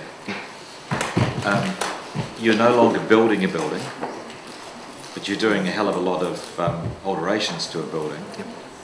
Do you have any sense of whether at that point in time $8 million is possibly significantly more capital expenditure, or through the chair, the very rough indication is that we wouldn't need even half of the $8 million that are there to do a full refurbishment on that site on 2 levels, right, with a hydraulic lift and appropriate earthquake strengthening. But what that figure would need to be determined, and also would be dependent on the facilities that were there. The full ground floor option that the CEO indicated was also explored did include a much wider range of community facilities that other councillors had mentioned in terms of community meeting rooms, did accommodate the Otago Polytechnic Community Learning Centre and a range of other features like that essentially it's just not possible to fit them into 100 square metres. So potentially in the, is it 1718 it was supposed to start? Yeah. If you were looking at a capital spend of 4 million instead of 8 million, then you're looking at operational savings on that, I don't know, what's 14% of that say? Quite a bit.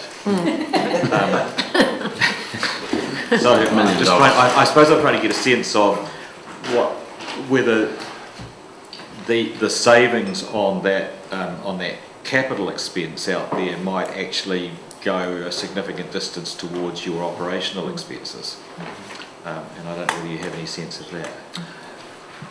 I think we'd have to have a sense of the, I suppose, what council wanted on that site as a full refurbishment and the cost of it, and then we would know what we're dealing with in terms of the total estimated cost.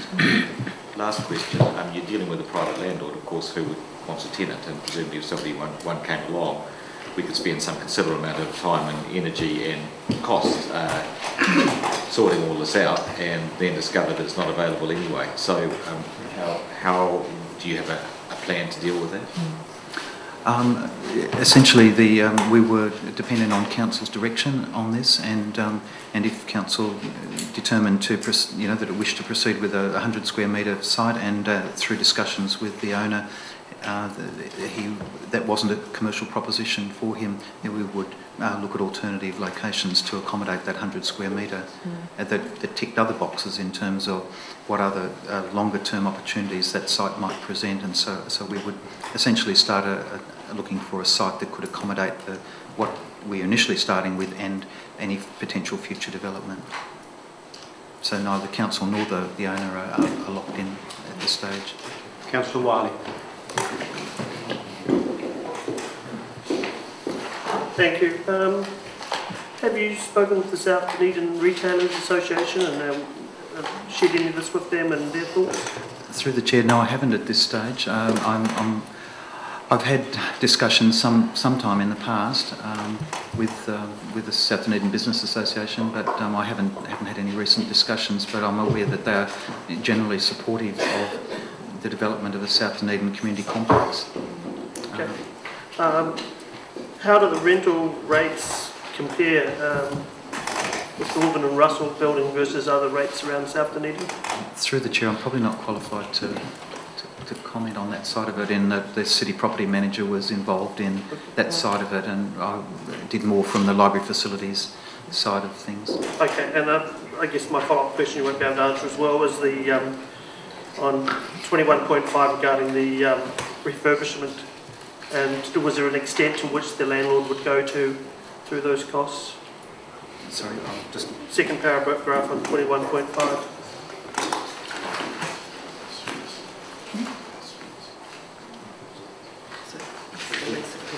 That was just, again, that was part of the discussion that the City Property Manager had with the landlord. Okay. And finally, in regards to parking, do you think there's adequate enough parking? One of the other advantages of the site that we looked at was that a council car park, about 1,000 square metre car park, was available off Rankeela Street, and the feedback was that that facility was not fully utilised, but if there was a library there, that it could be used. Thank you. Councillor Manders.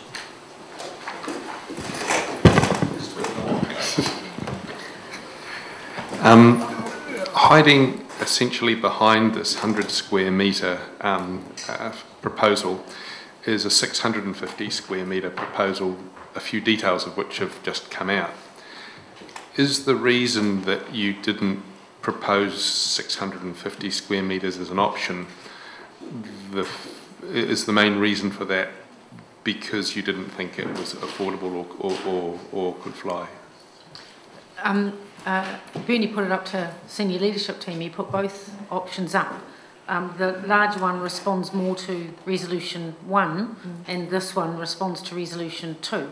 And we were asked to respond to Resolution 2 in time for the annual plan. The 650 square metre library, just aching to get out, was not complete enough to put in front of you because we are not able to give you the whole of life costs of weighing up purchasing a building and retrofitting it for a library versus leasing a building, and that is a substantial issue that we were not equipped to give you advice on, at which point it was felt right across senior leadership team that it was best not to put that there until we have a complete set of information for you.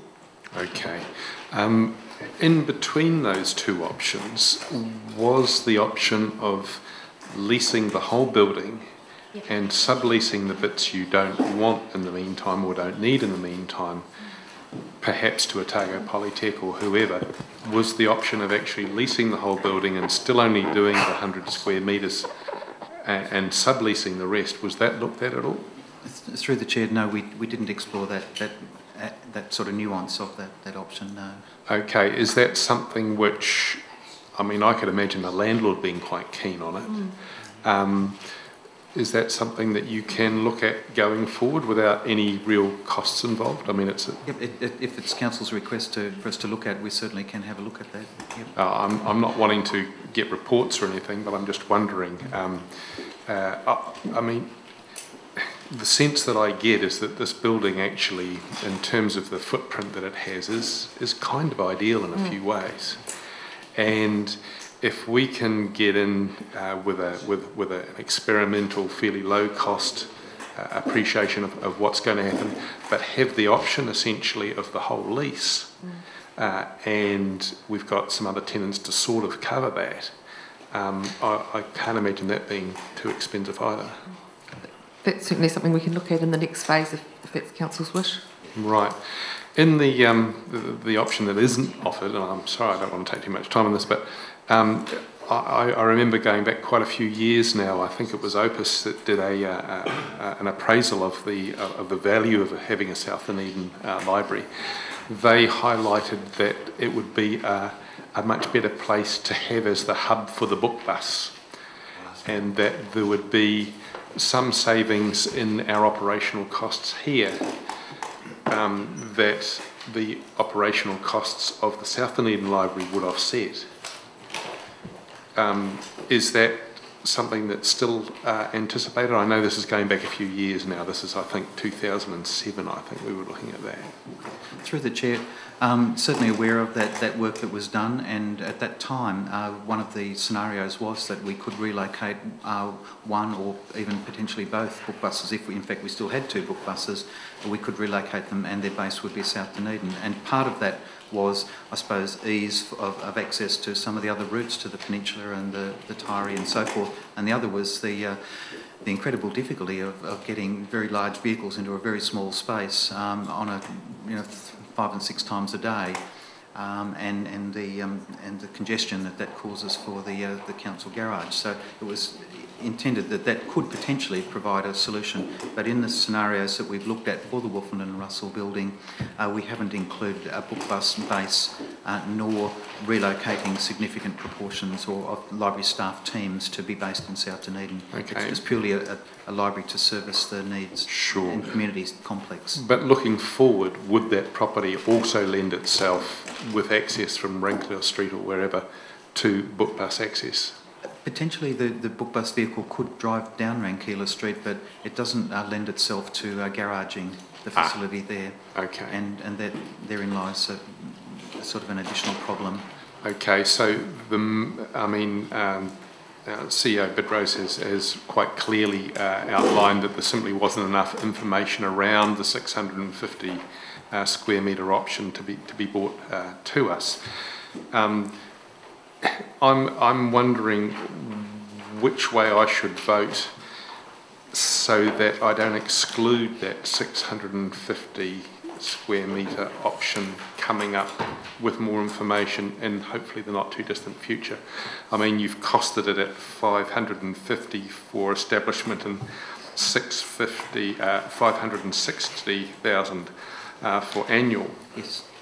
But when you put those figures together, they're still less, for instance, for the 650 metre library. They're still less than the latest round of TVs that the stadium has bought. I guess a reminder, Councillor Ventivus, that recommendation 1 is still live, but Council requests staff to evaluate the options for establishing South Dunedin Community Complex, including a library and heritage reuse building in South Dunedin, and prepare a report in time for consideration in the 15-16 LTP.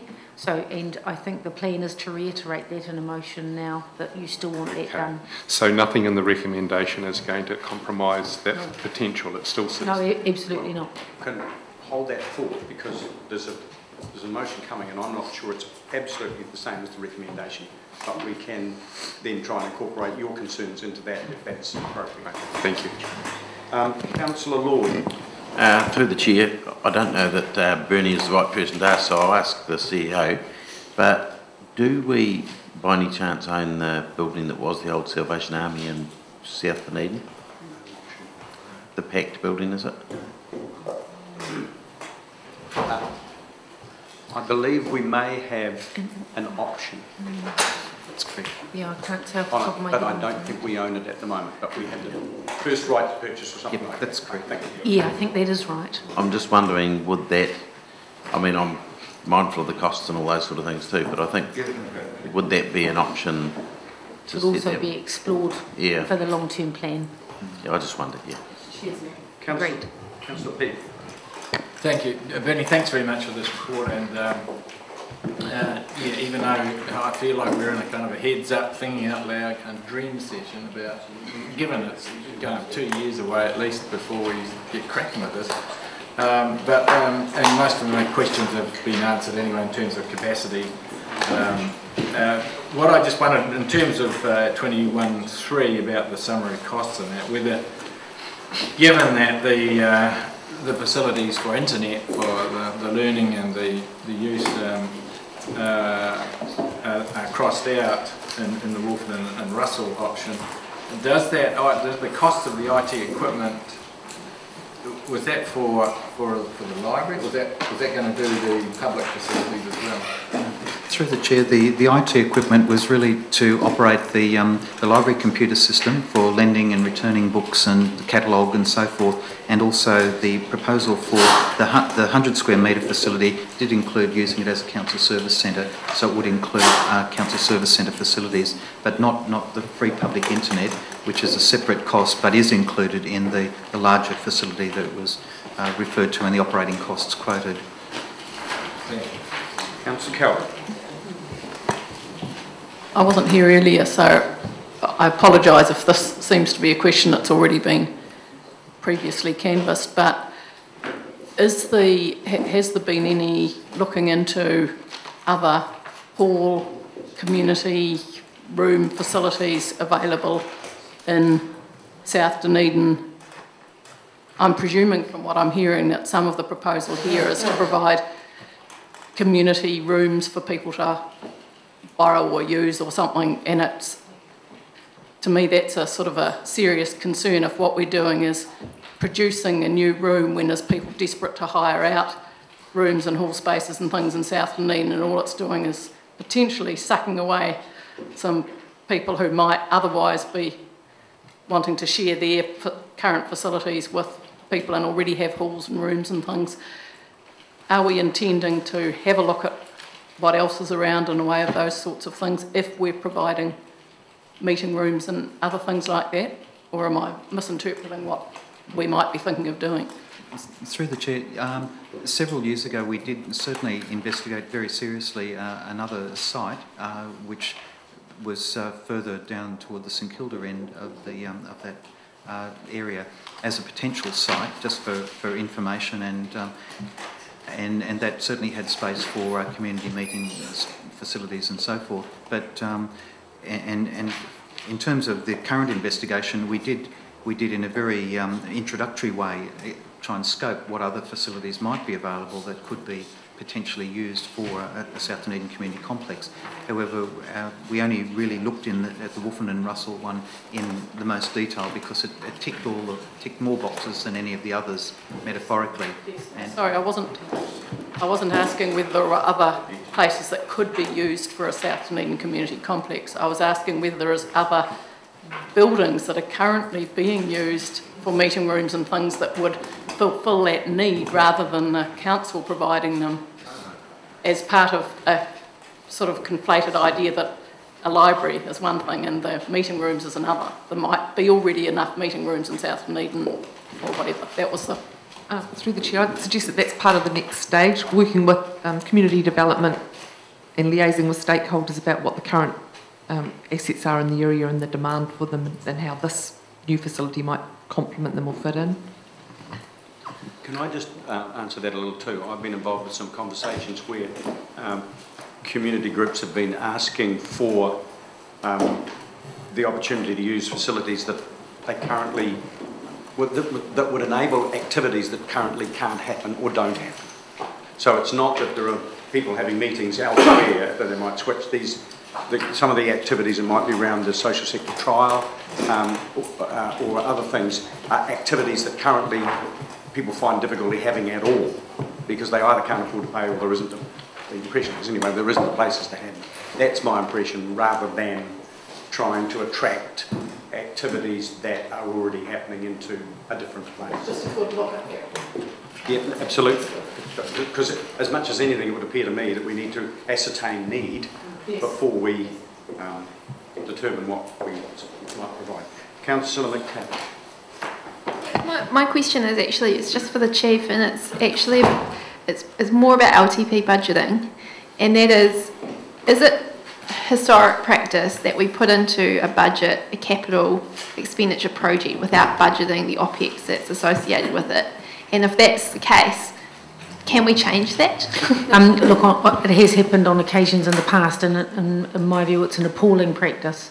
That's not what's happened here. Interestingly, what happened here was Bernie planned to build the South Dunedin Library, and the plan was to operationally fund much of the cost from the savings that originated out of implementation of radio frequency ID tags in the City Library. We directed as an investor save option for Bernie to implement the RFID project well ahead of schedule, and we've pinched the savings in order to meet our own self-imposed rates targets. So Bernie's already given up those savings. We haven't had another out-year LTP that has enabled Bernie to put his hand up and say, hey, don't forget you've already taken my savings, you can't spend them twice. That is part of the work. So our commitment is that we will not fudge operational costs when proposing CapEx expenditure. It's bad practice and it always bites you in the end. Councillor Bazet, do you have another question? No, we move the resolution. Right. We'll get to that. Councillor Thompson, I think you... Bernie, you've got the patience of Job, I think, but the other question I had was the occupancy costs. There might be some commercial sensitivity around that, but can you maybe give us a broad spectrum of what we might be looking at in terms of rent and rates? And because through the chair, because I wasn't directly involved in that part of it, and Robert Clark had those conversations with the owner, I'm not really privy to the detail of that discussion. I've really just got an indicative estimate of what the lease cost might be, based on a certain level of redevelopment costs that might be involved. And what I also didn't have, which I did include in the report, is no information on the proposed lease period, because if a developer is going to sort of invest in refurbishing a premises, they will quite clearly want a guarantee of a return period. And did I understand from something you or somebody else said earlier that there may be some temporary tenancies in there at the moment, or? Certainly, at the moment, there are some stall holders, and there's sort of like a community market, but that is sort of not a long-term intended use for that facility. Okay, pretty much got to the end of the questions. Councillor Staines and Councillor Bazet have their heads together on the motion, so have you got that one? Just follows on from a question that Councillor Wilson raised with regards to a decision that we made last year as a council, that we would look at a South Dunedin community complex and with consultation and development of detailed design program for 2015-2016 and construction to commence in 2017-2018. Now that still sits there, and they're important dates. But what got on the road was because we had a long-term supporter of the South Dunedin Library, Anne Turvey, who came along and said, look, just give us 4 walls and we'll do the rest. Council thought, well, we may be able to come up with a shopfront area so they could start work on it. Well, we've run out of time, or that hasn't been, we haven't been able to do that for a number of reasons, and we certainly can't make a decision on that today because, in my view, there's not enough information. And if we're going to do anything, we're close enough to 2015-16 and 2017-18 to actually do it once and do it properly. So the resolution just simply says that the staff come back with a report for next year's long-term annual plan with regards to something that we can, it's been fully scoped and costed, so that we've got something definite to work for. And then that'll go out for community input or consultation, and then we can start work at the appropriate time. So I'm not quite sure what the wording is. So effectively, this number 1 is the number 2 in the recommendations, and the number 2 up there is the number 1 from the January meeting, effectively, isn't it? Just confirming it. Okay, speakers to that. Councillor Benson. I really welcome this, and I'd like to thank the authors because, as you'll recall from my questions at the beginning, I was just concerned about the process here, and I could imagine that if we were to commit to a smaller trial type operation in building X, Y or Z, then that really has the potential to become quite fraught if you wish to expand that in terms of the ownership of the building, the agreements you come to and the rest of it. I don't know whether this particular site has been identified as freehold or leasehold, but there's a lot of leasehold stuff out there as well. It seems to me that it will be much better, given the money we're talking about, to carry out negotiations with one or more landowners and secure a site or an option on the site that is appropriate before we begin to commit funds to some sort of improvements, which obviously are pretty substantial. And I'm sure this building owner is not the only one in South Dunedin who would be delighted to have the Dunedin City Council as a tenant, in this case for a building that has just lost a very long-term occupancy because it needed substantial upgrading, which is all in the public domain. Seems to me this process avoids those potential difficulties and puts the city in a much better position to provide the residents of South Dunedin with what they've long deserved, actually. So thank you. Councillor Thompson. It's in very similar vein. I support the motion, and including for the reasons that Councillor Benson-Pope has elucidated. But I think the other thing that I would want to say is that if I were a building owner in South Dunedin, I would be very open, I would imagine, to a discussion around something that might become possible to do in 3 or 4 years' time, because I would be, if you like, trading off the huge uncertainty around owning a large floor space out in that area, and I would probably be prepared to look at shorter term leases or other things, not necessarily this particular landlord or this particular principle out there, knowing that there was the potential for something that would give me certainty for a very long period of time. So I think that we shouldn't underestimate that, the fact that even though this might still be sitting out there a few years, to me it makes an awful lot of sense if we're going to spend this money to do it in an existing building and to do it in something that helps to retain the integrity of the cityscape out there, and that may enable us to divert a significant chunk of that capital expenditure and use costs that are budgeted already in the long-term plan around the, well, maybe the interest, and that's not even in there, I don't know. Possibly isn't. I haven't said that.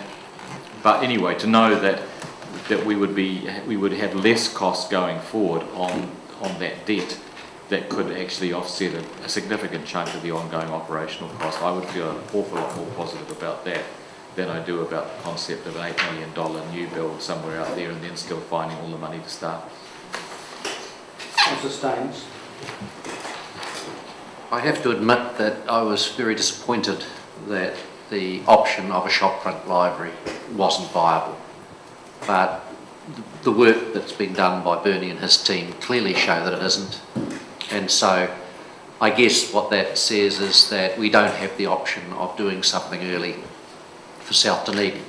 However, the second part of the resolution, and one which just reinforces the original resolutions, that we look at a heritage building, means that in the 2015-16 LTP, we will at least have the opportunity to look at the heritage building option with hopefully sufficient information to make a decision at that point. And if it does reduce the capital requirement, which seems to be an expectation, then that may enable us to bring the project forwards within the LTP and deliver the community centre, including the library, to South Dunedin.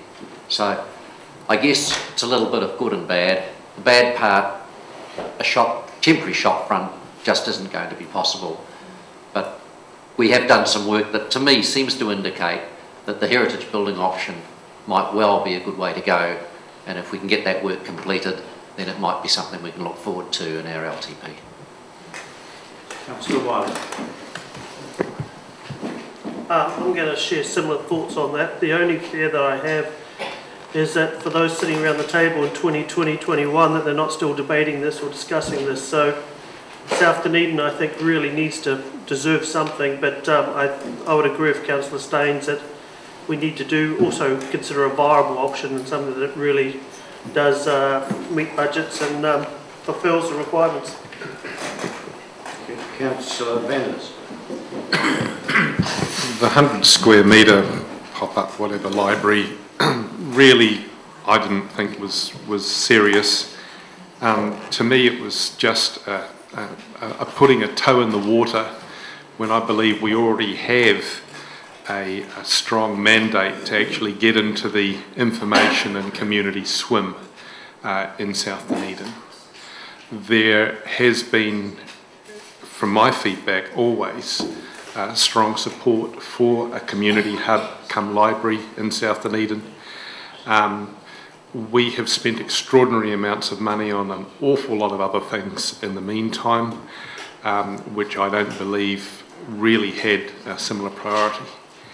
So in going for these two recommendations, which I'm happy to vote for, I hope that we are going to basically stop this toe in the water business, decide that actually this really is a priority and yes, we're going to do it, and I hate to say it, borrow some serious money to get it done. I heard that. Yeah, I heard that. I heard it now. No glitches on the TV. I will be supporting this. I too was disappointed to find that we couldn't do something cheap on the cheap, as it turns out. But I think this is, I agree with the speakers who have said that they believe that this is a better option in the long run, because the other thing it will do, and this is picking up on what Councillor Thompson was saying, the other thing this will do, if we establish in a heritage building and reuse it, it will act as an anchor in the town for other heritage building development that a temporary shopfront wouldn't have done and couldn't have done. So I think for the long-term viability of the South Dunedin commercial area, this is a very good way to go, and better than perhaps what we hope to do economically. Councillor Matt.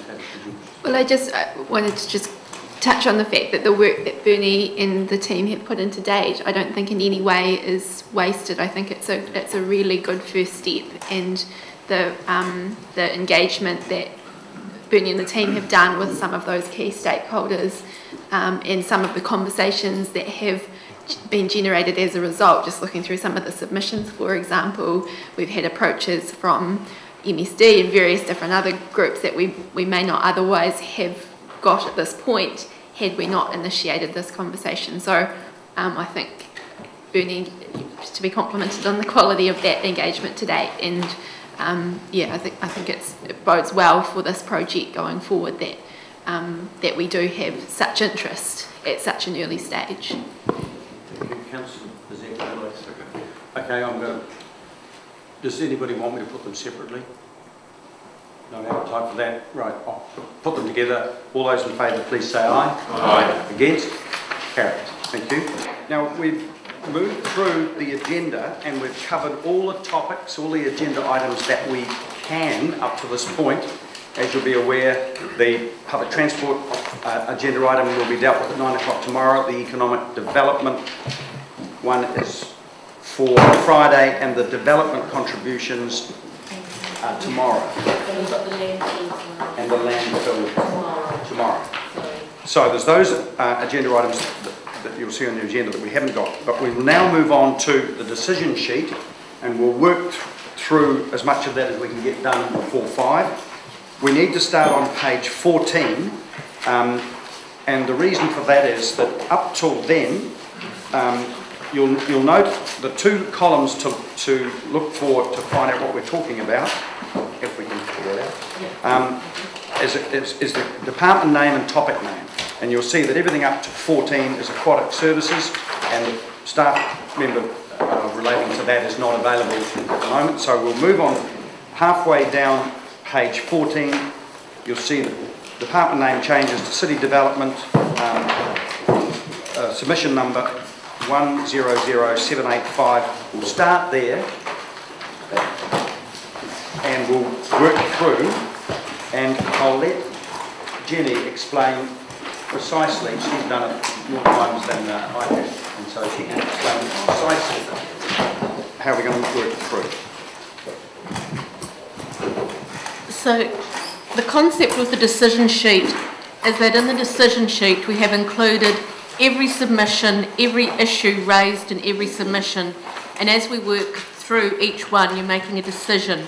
I've just noticed we sort of haven't provided you with what the submission was about, so if you've got any questions, I've got the information, we'll be able to find it very quickly for you. So I've got the pages here so we can work it through. So it's just a matter of going through this, looking at it. If you're happy with the staff comment, that's fine, we tick it off. Some of them will have asked for additional funding. The civic grants, when we get to them, we're going to leave till the very end. It's the request of the Mayor, so we'll just jump past them and you just make the decisions as we go. And I think, just to clarify that, the reasons for that is that I think where there have been requests for relatively, where there have been requests for funding from various organisations, I would prefer, I think it would be easier to deal with them all at once, at the end, when we, rather than attending to one or two and then moving on to the rest of the items and then back on the decision sheet, do them all at once at the end, and we can prioritise them, and we will also have a better idea of where we are as a running tally on the rates at that point. So, this flag, as I move through the pages, flag any that you wish to raise concerns about, discuss, or make suggestions about. So let's start with page 14 from 100785 down. Are we skipping the front page? Page 14. Yeah, we'll come back to aquatics tomorrow. Oh, I see, sorry, I was busy cleaning up.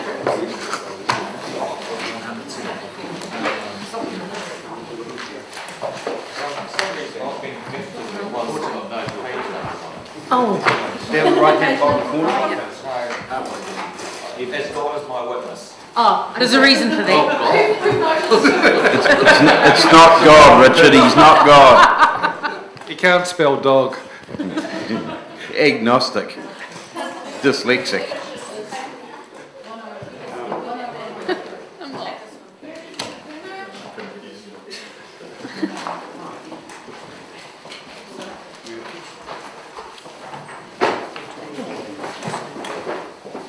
There's a difference between God and having a messianic complex.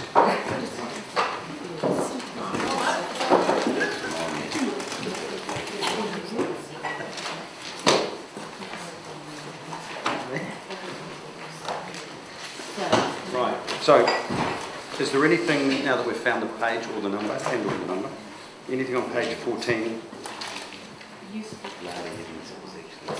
Righto. So you happy with all the staff comments? Moving on to page 15.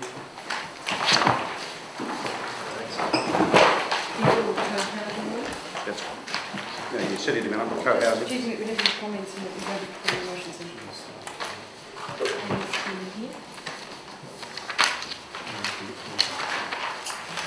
In relation, Your Worship, to co-housing issues, it's not really an annual plan matter, but I assume that they can, given that there is a formal group, they can be liaised with in the lead up to or in the development of our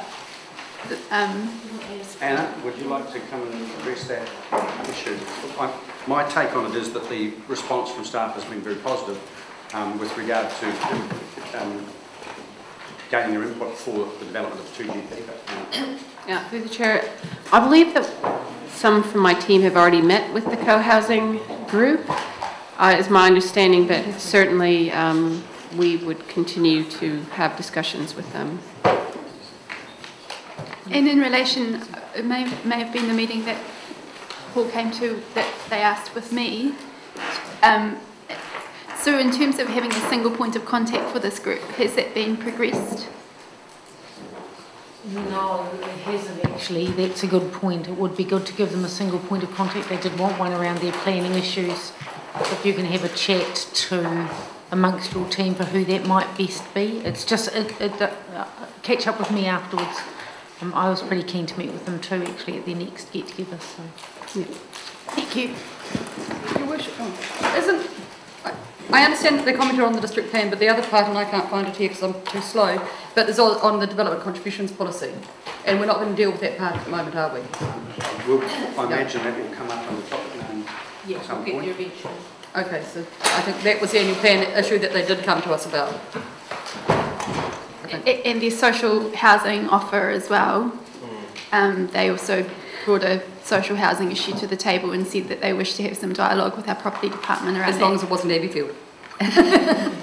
And I just wonder whether we also need to be acknowledging that, or acknowledging that there'll be some follow-up regarding that in the comments. Yeah, well, give them through. Sorry, I haven't gone through yet, so I don't know whether it comes up again. But I think that if they're getting a point of contact and if they're interacting over the 2GP, then they will interact over everything, not just the first bits.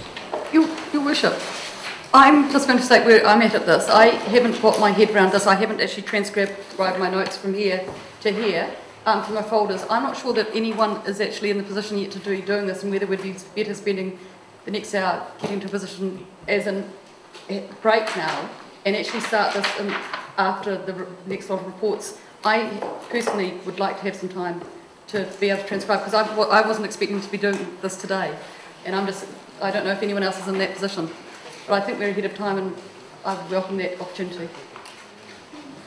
Well, I'm happy I'm in the hands of council on this, but I would point out that what we're trying to do is take advantage of the fact that we are ahead, because we've only got tomorrow and Friday. I think I'd be going through it quicker if I'd had time to put my notes in and have time to read it. We have had so much reading to do before now. I haven't done this. So what's the feeling around the table? Do we want to continue now, or do we want to pick it up, take this home, spend the evening annotating it, and come back and do it, start again tomorrow? Well, I think the difficulty, Your Worship, is just that it will be difficult just to go with any speed through these, because we didn't have these while we were hearing submissions. So all of us have annotated separately somewhere else and in a different order, in the order that we heard submissions. So it's hard to cross-reference rapidly. Under the RMA, if you get a whole lot of fairly similar submissions, you're allowed to treat them as a group. And I was wondering if that option is open to us, because I see, for instance, an absolute massive heritage incentives that are in favour of option 3, for instance. We will be treating them as a group, but even given that, there's still a lot to go through. Well, there are councillors clearly who want to take their notes from the folders and transpose them to here. That's really what I'm hearing. Yeah. Well, they're not got the folders here. Yes, but you're not going to do that in 2 minutes. No. No. Well. Especially not because there's 5 folders this year. Yeah. So, can I have a show of hands, those who would like to call it a halt now? It's a matter of 3/4 of an hour. Call it a halt now. Come back at 9 o'clock. Do the first 2 items, and then come back to this. Can I just ask something? Yeah. Can't we do one like co-housing one? I mean, they're pretty equivalent. It's the same example, the same response to the order. There doesn't seem to be much debate about this element of that. Can't we deal with those big groups? I think people will take that into account when they respond as to whether they want to stop now or not. Okay. So those who want to stop now, please raise your hand. And those who don't want to stop now. Just coming right. Anything meaningful we can do if we don't stop. If we don't stop, I'm not sure that there will be, from hearing around the table, I'm not sure that it won't be really slow and cumbersome and arduous, with people necessarily having to break out one of 5 big folders and then coming back to this. If we did the chunky ones, then it may be more obvious, but if we're going to go into the individual ones, I want to be able to come back to some of the smaller individual ones and making sure that I've covered off their submission. So if we were That's able all. to, for example, discuss heritage incentives now, that'd which be is fine. something that is quite clear, we had clear options and we need to make a determination on that, I think that's fine. But it's just the risk of missing, as Kate says, the detail of some of those more complex, smaller issues. Right, so well, in that case, let's identify some categories. So co-housing, is everyone content that that has been dealt with? Yes. Right, so the next one, just moving through, would appear to be heritage. There's some, on page 18, there's some grants.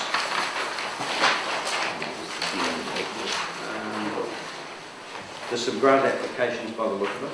Page 17, there are rating issue ones from as well. There's some what? Rating issue. Yeah, but if we come down to the second last one on page 18, that's the start of heritage building reuse funding.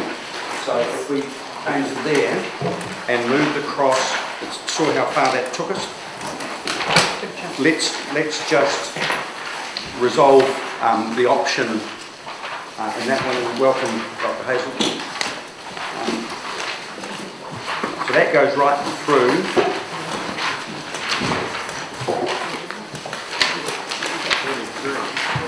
Option 3. Page 42. 42. 3. Okay. Both. Does Councillor Wilson? For the purposes of debate, I'm happy to move the option 3 be adopted by council and. Yep. Secondly, Councillor McTavish. So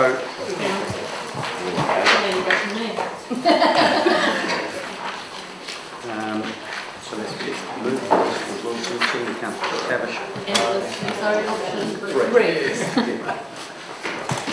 Discussion. And the context is that we put 3 funding options up. Option 3 was the most expensive. I don't think it would be Madeline, I'm paraphrasing the results and saying almost everyone, of people agreed with option 3, which was a recommended option. James nodding, must be right. Beavis was a bit nervous. What about it? Sweaty hands. Sorry, I think I got him before Dr. Hazelton may have had something to offer up or advice to go. He wants to halve the amount. Councillor Wilson, you want to speak to this? You've moved. I'll move it. It's a lot of money, but I think it is a win that we're getting in the city. And I think it's been fantastic work. I again think that Dr. Hazelton has topped the pops and favoured council staff members. Well done. Paul Coffey did very well second. Yeah, just almost there.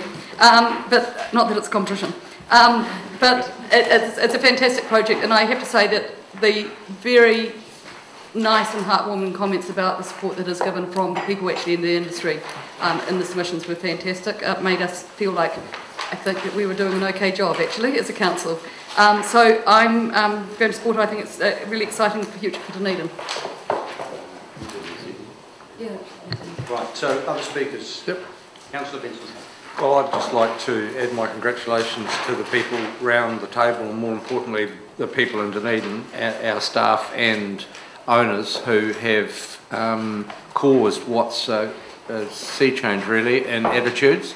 I'm sure this wouldn't have been the general community view 10 years ago, and I think the proof of the pudding is visible in many areas of town, and that's also significantly influenced community attitudes to the importance of funding these sorts of areas. And if the city can achieve what it has with the previous levels of support over the years, I'm sure that even greater development and even more such exciting development is going to come about because of an increased package of incentives, and who knows, we may be able to enhance them further in future years. But I found it really heartening to see how many people, including a lot of younger submitters, made really positive comments about the heritage, the built heritage of the city being one of the things that define it.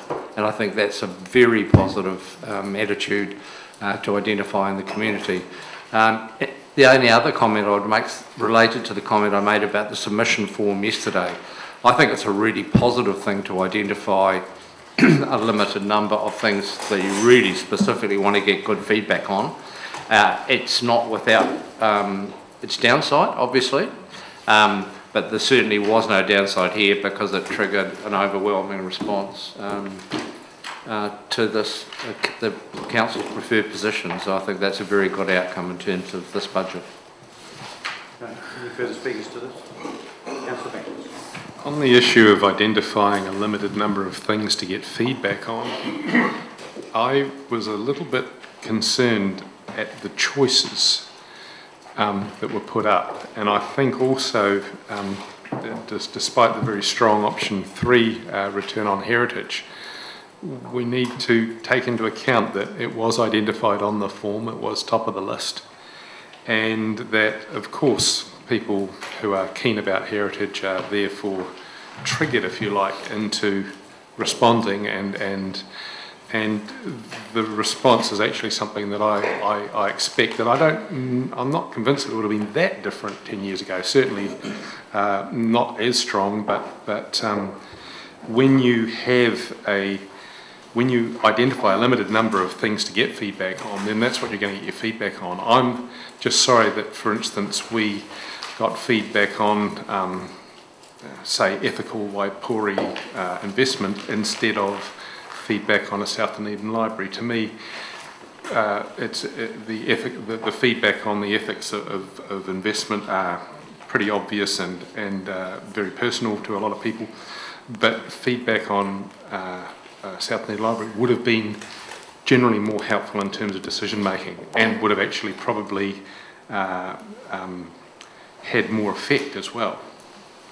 So in future, when we identify a limited number of things to get feedback on, can we have a process where we all have some input into what that limited number of things is? Because in fact, the Chief Executive might be able to say who actually identified this limited number and how that came about.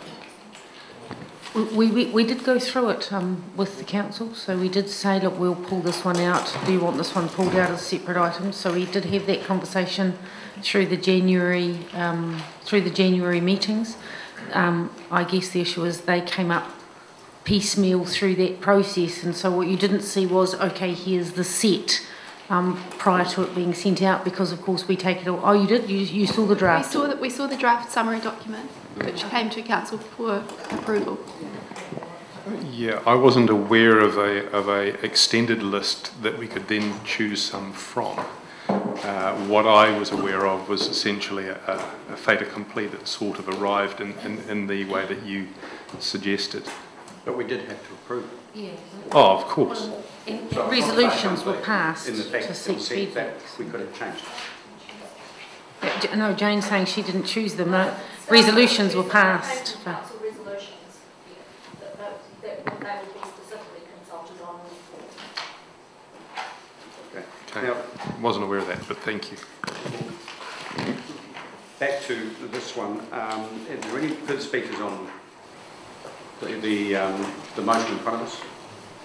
All right, I'm going to put it all those in favour, please say aye. Aye. Against? Carry. Now. I'm just going to go through the next one, which I've not dealt with previously, which is quite a few on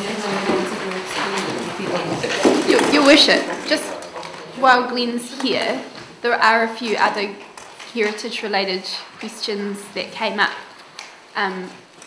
which in relation to, for example, I think the Chamber of Commerce submitted on the relationship between energy efficiency and the Heritage Fund. I think, I'm not sure where it is in here, but the staff response was something along the lines of, we don't have the jurisdiction to implement that, but we can initiate that conversation with HPT. Is that right? And I'm not sure that was quite the response. I'm trying to remember what I wrote to that response. I think it's something that we said that we don't currently require that people tick an energy efficiency box when they're doing it, but it's certainly something we could consider. And if we have good opportunity with those people during that, with applicants when they apply. I was talking with the new person that's doing the energy plan stuff yesterday, and we were talking about that and that opportunity to include some information that we'd had at that stage to go, look, if you're doing this upgrade, it would be a good idea that you'd also consider these things at the same time. So taking more of an advocacy role than necessarily saying, we'll give you 5% more if you do X, rather than saying, look, at this time, you could also put in these things as well, and it would probably save you money in the long term. So more of an advocacy. Yeah, okay. Yep. Just a brief question, Glenn. There was, and it seemed to have happened every series of submissions that we've had, that there's been one or two people that have suggested that heritage is only really recognised in buildings. And I don't know, I can't remember what the number was, but there was at least one submitter that said that we really needed some process for looking at boats and for bridges and for other items that were heritage, but were not buildings. Now, Shem, but there was another bloke as well. I'm just wondering, have we got any answer to them, or do you not really see it as a gap that needs filling? It's not an easy one for council in the sense that we tend to only manage things that are built objects in terms of fixed. I think the challenge has always been in the past with a lot of that other stuff that's movable, and we could put lots of money into something and it could end up in Christchurch instead of being here. A couple of years ago there was a resolution from, it might have been 2 or 3 years ago, from council that we'd try and pull together a group of the different industrial heritage, all the different groups together to talk about an inventory, and we did start that, but what unfortunately we found is that there's a lot of groups, in part because they don't get on very well with each other, so they tend to set up a new group, and so we had a lot of people saying, well, we'll do this, but we won't cooperate with this group and that group and that group, and to be honest, it just became there was enough, I had too much on my plate to really force people to work together.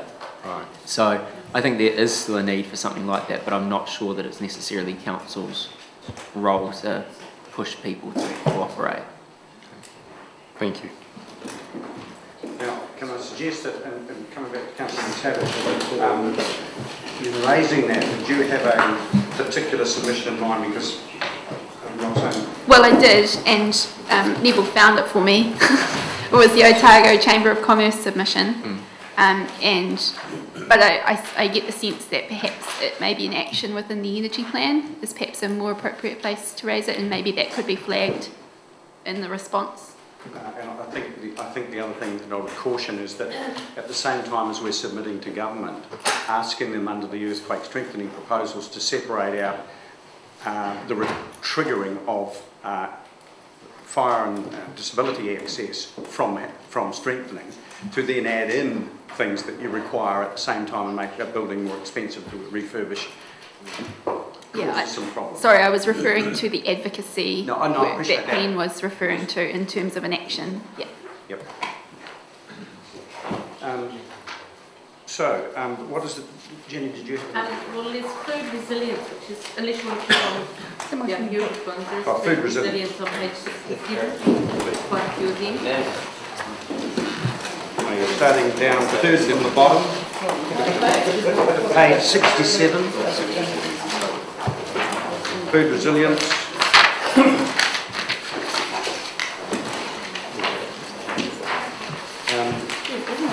Jane, can you give us, rather than us going back, can you give us a sum up of the balance of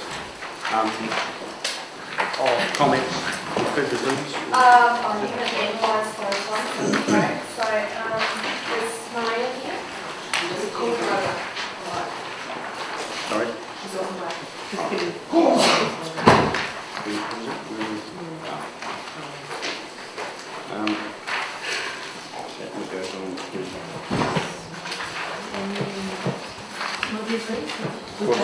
We've done that. So, councillors, from page 71, smoke-free policy,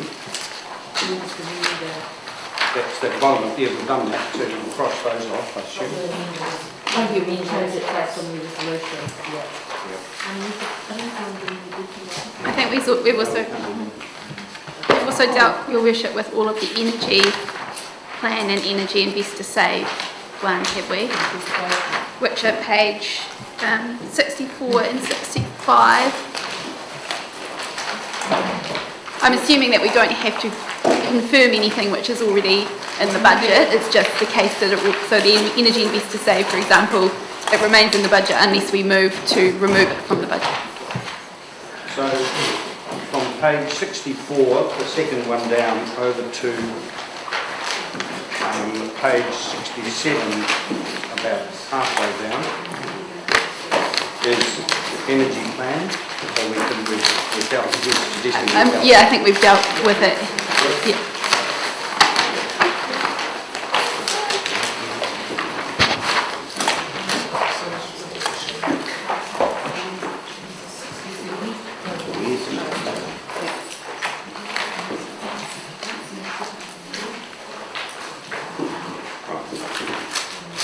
Welcome back. So, the question I asked of Jane Maria is we're talking about the question or the subject in the consultation on food resilience. And can you give us sum up a steer on the feedback? It'll be a bit off the cuff, but yes. I think the majority of the feedback that I answered was in support of the initiative. I think that was the main thing to say. And a few of the submissions were very supportive, like saying really why it meant something to them. I can't remember having many where I had to say anything other than thank you for your comments. There were some. Yeah, there were some, but they were not in the majority.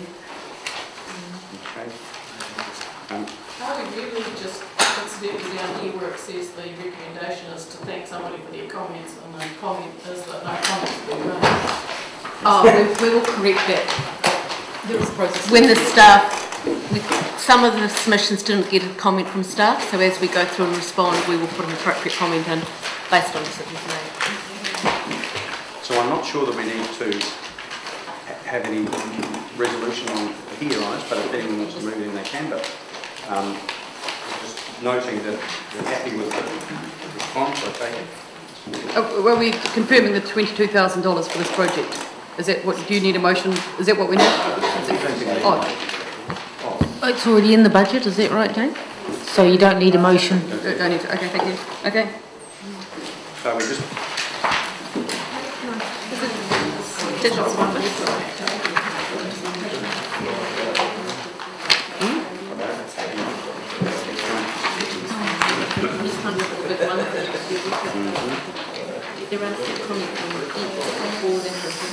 So, Kenny's put out to me that from page 97, the second item down, Forsyth Bar Stadium, that's a fairly reasonable chunk of, goes on to page 101.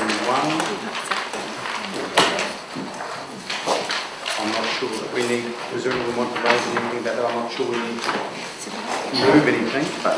What's this in relation to? Forsyth Bar Stadium, page 97. Did we skip digital office for a reason? Yeah, because we're dealing with it in the economic EU budget.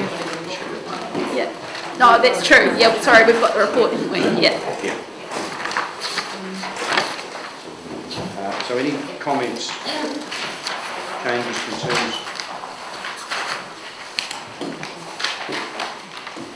All right. With that, Councillor, is that the next one on from the stadium? It's rates, so we can deal with it at the end of it. Rates seem to me particularly all over the place, but it's like, or we have extra help. Yeah. My 40 is that way. From back here. 105, sort of 104 and 105. Feels good, doesn't it? So, yeah, well, Quarry Fund starts on 104. That's good. Since we've dealt with it, where's it go to? 105. Right.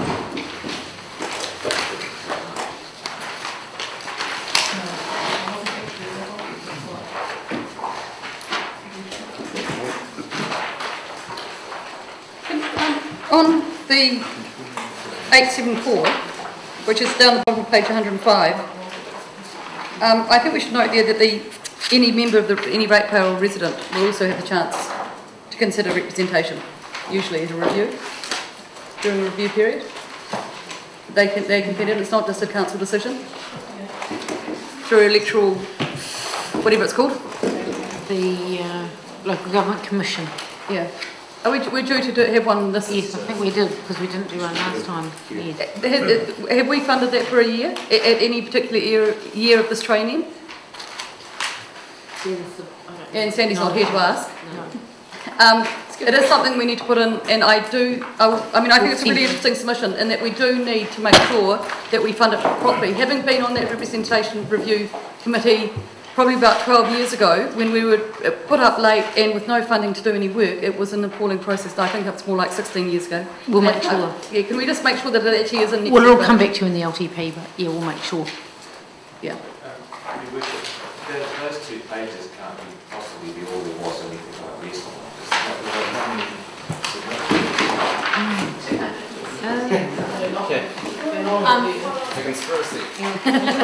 What we did do to save a few trees is to amalgamate a lot of them together. Well, that's creating a lot of disappointment now. You can't pop what. We thought we killed enough trees.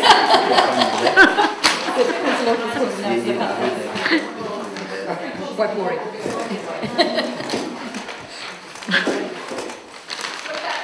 The Parks and Rec Services stuff around sports grounds and fees and things. So this is page 107. 137. Yeah. Mick Reese isn't here, that's a problem. Well, who is here? Well, some you don't need. Yeah. Speaking of Port Chalmers, Sounds good. That has to go through a different process. We can recommend to P&E, or PNR now, that they consider a resolution for a speed limit review of that. Did we talk about that? It was certainly under the Portobello Harrington point it came up, but we've sort of dealt with that in a different way. So can we cross it off? Is what I'm saying. Hang on, this is the 30k in George Street, Port Chalmers. Yeah. Oh, sorry, Port Chalmers, I thought you said Portobello. I Sorry. think we need to address it as an issue. Separately, you know, from... Yeah, I thought we sort of Sorry. had, we just talked about it. The liaison, I have had discussion during this, since the hearings, just to let, as DISCOM chair, with Stephen Walker and with Roy Johnson from the NZTA. They are having a liaison meeting which I'm hoping to attend as to process. Their process for speed limit reviews are quite different. And it does look like it's going to be at least a year out or 2.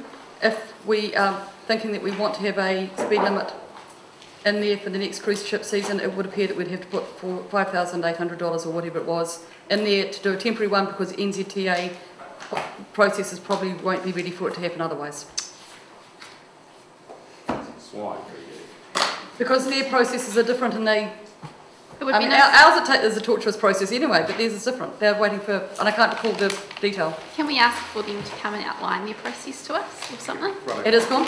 Let's But the question is, should we be putting up to $6,000 in there for traffic control? well, would someone like to come up with move something, or have you got a question, Councillor? I was going to suggest that, given that I think there's general consensus that we agree that George Street, Port Chalmers should have a 30k limit, that we as a council simply move a resolution to that effect. We've had the trial's been successful. I believe even Port Otago, who were the original objector, have withdrawn their objection.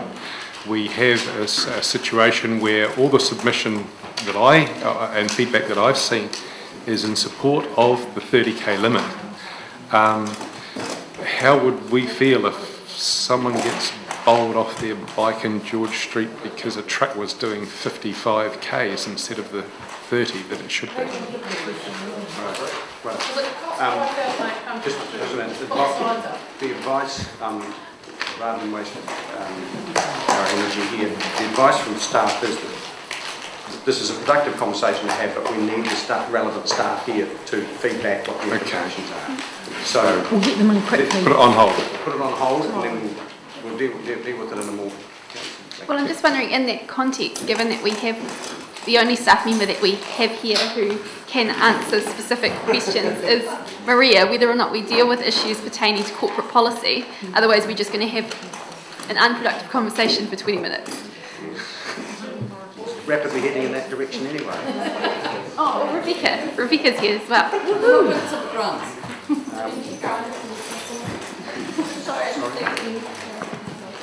I feel like putting my motion in. No, yes. What about here comments on? Yes. Yeah, we do. Yeah. Look, I think I'm going to make a decision here.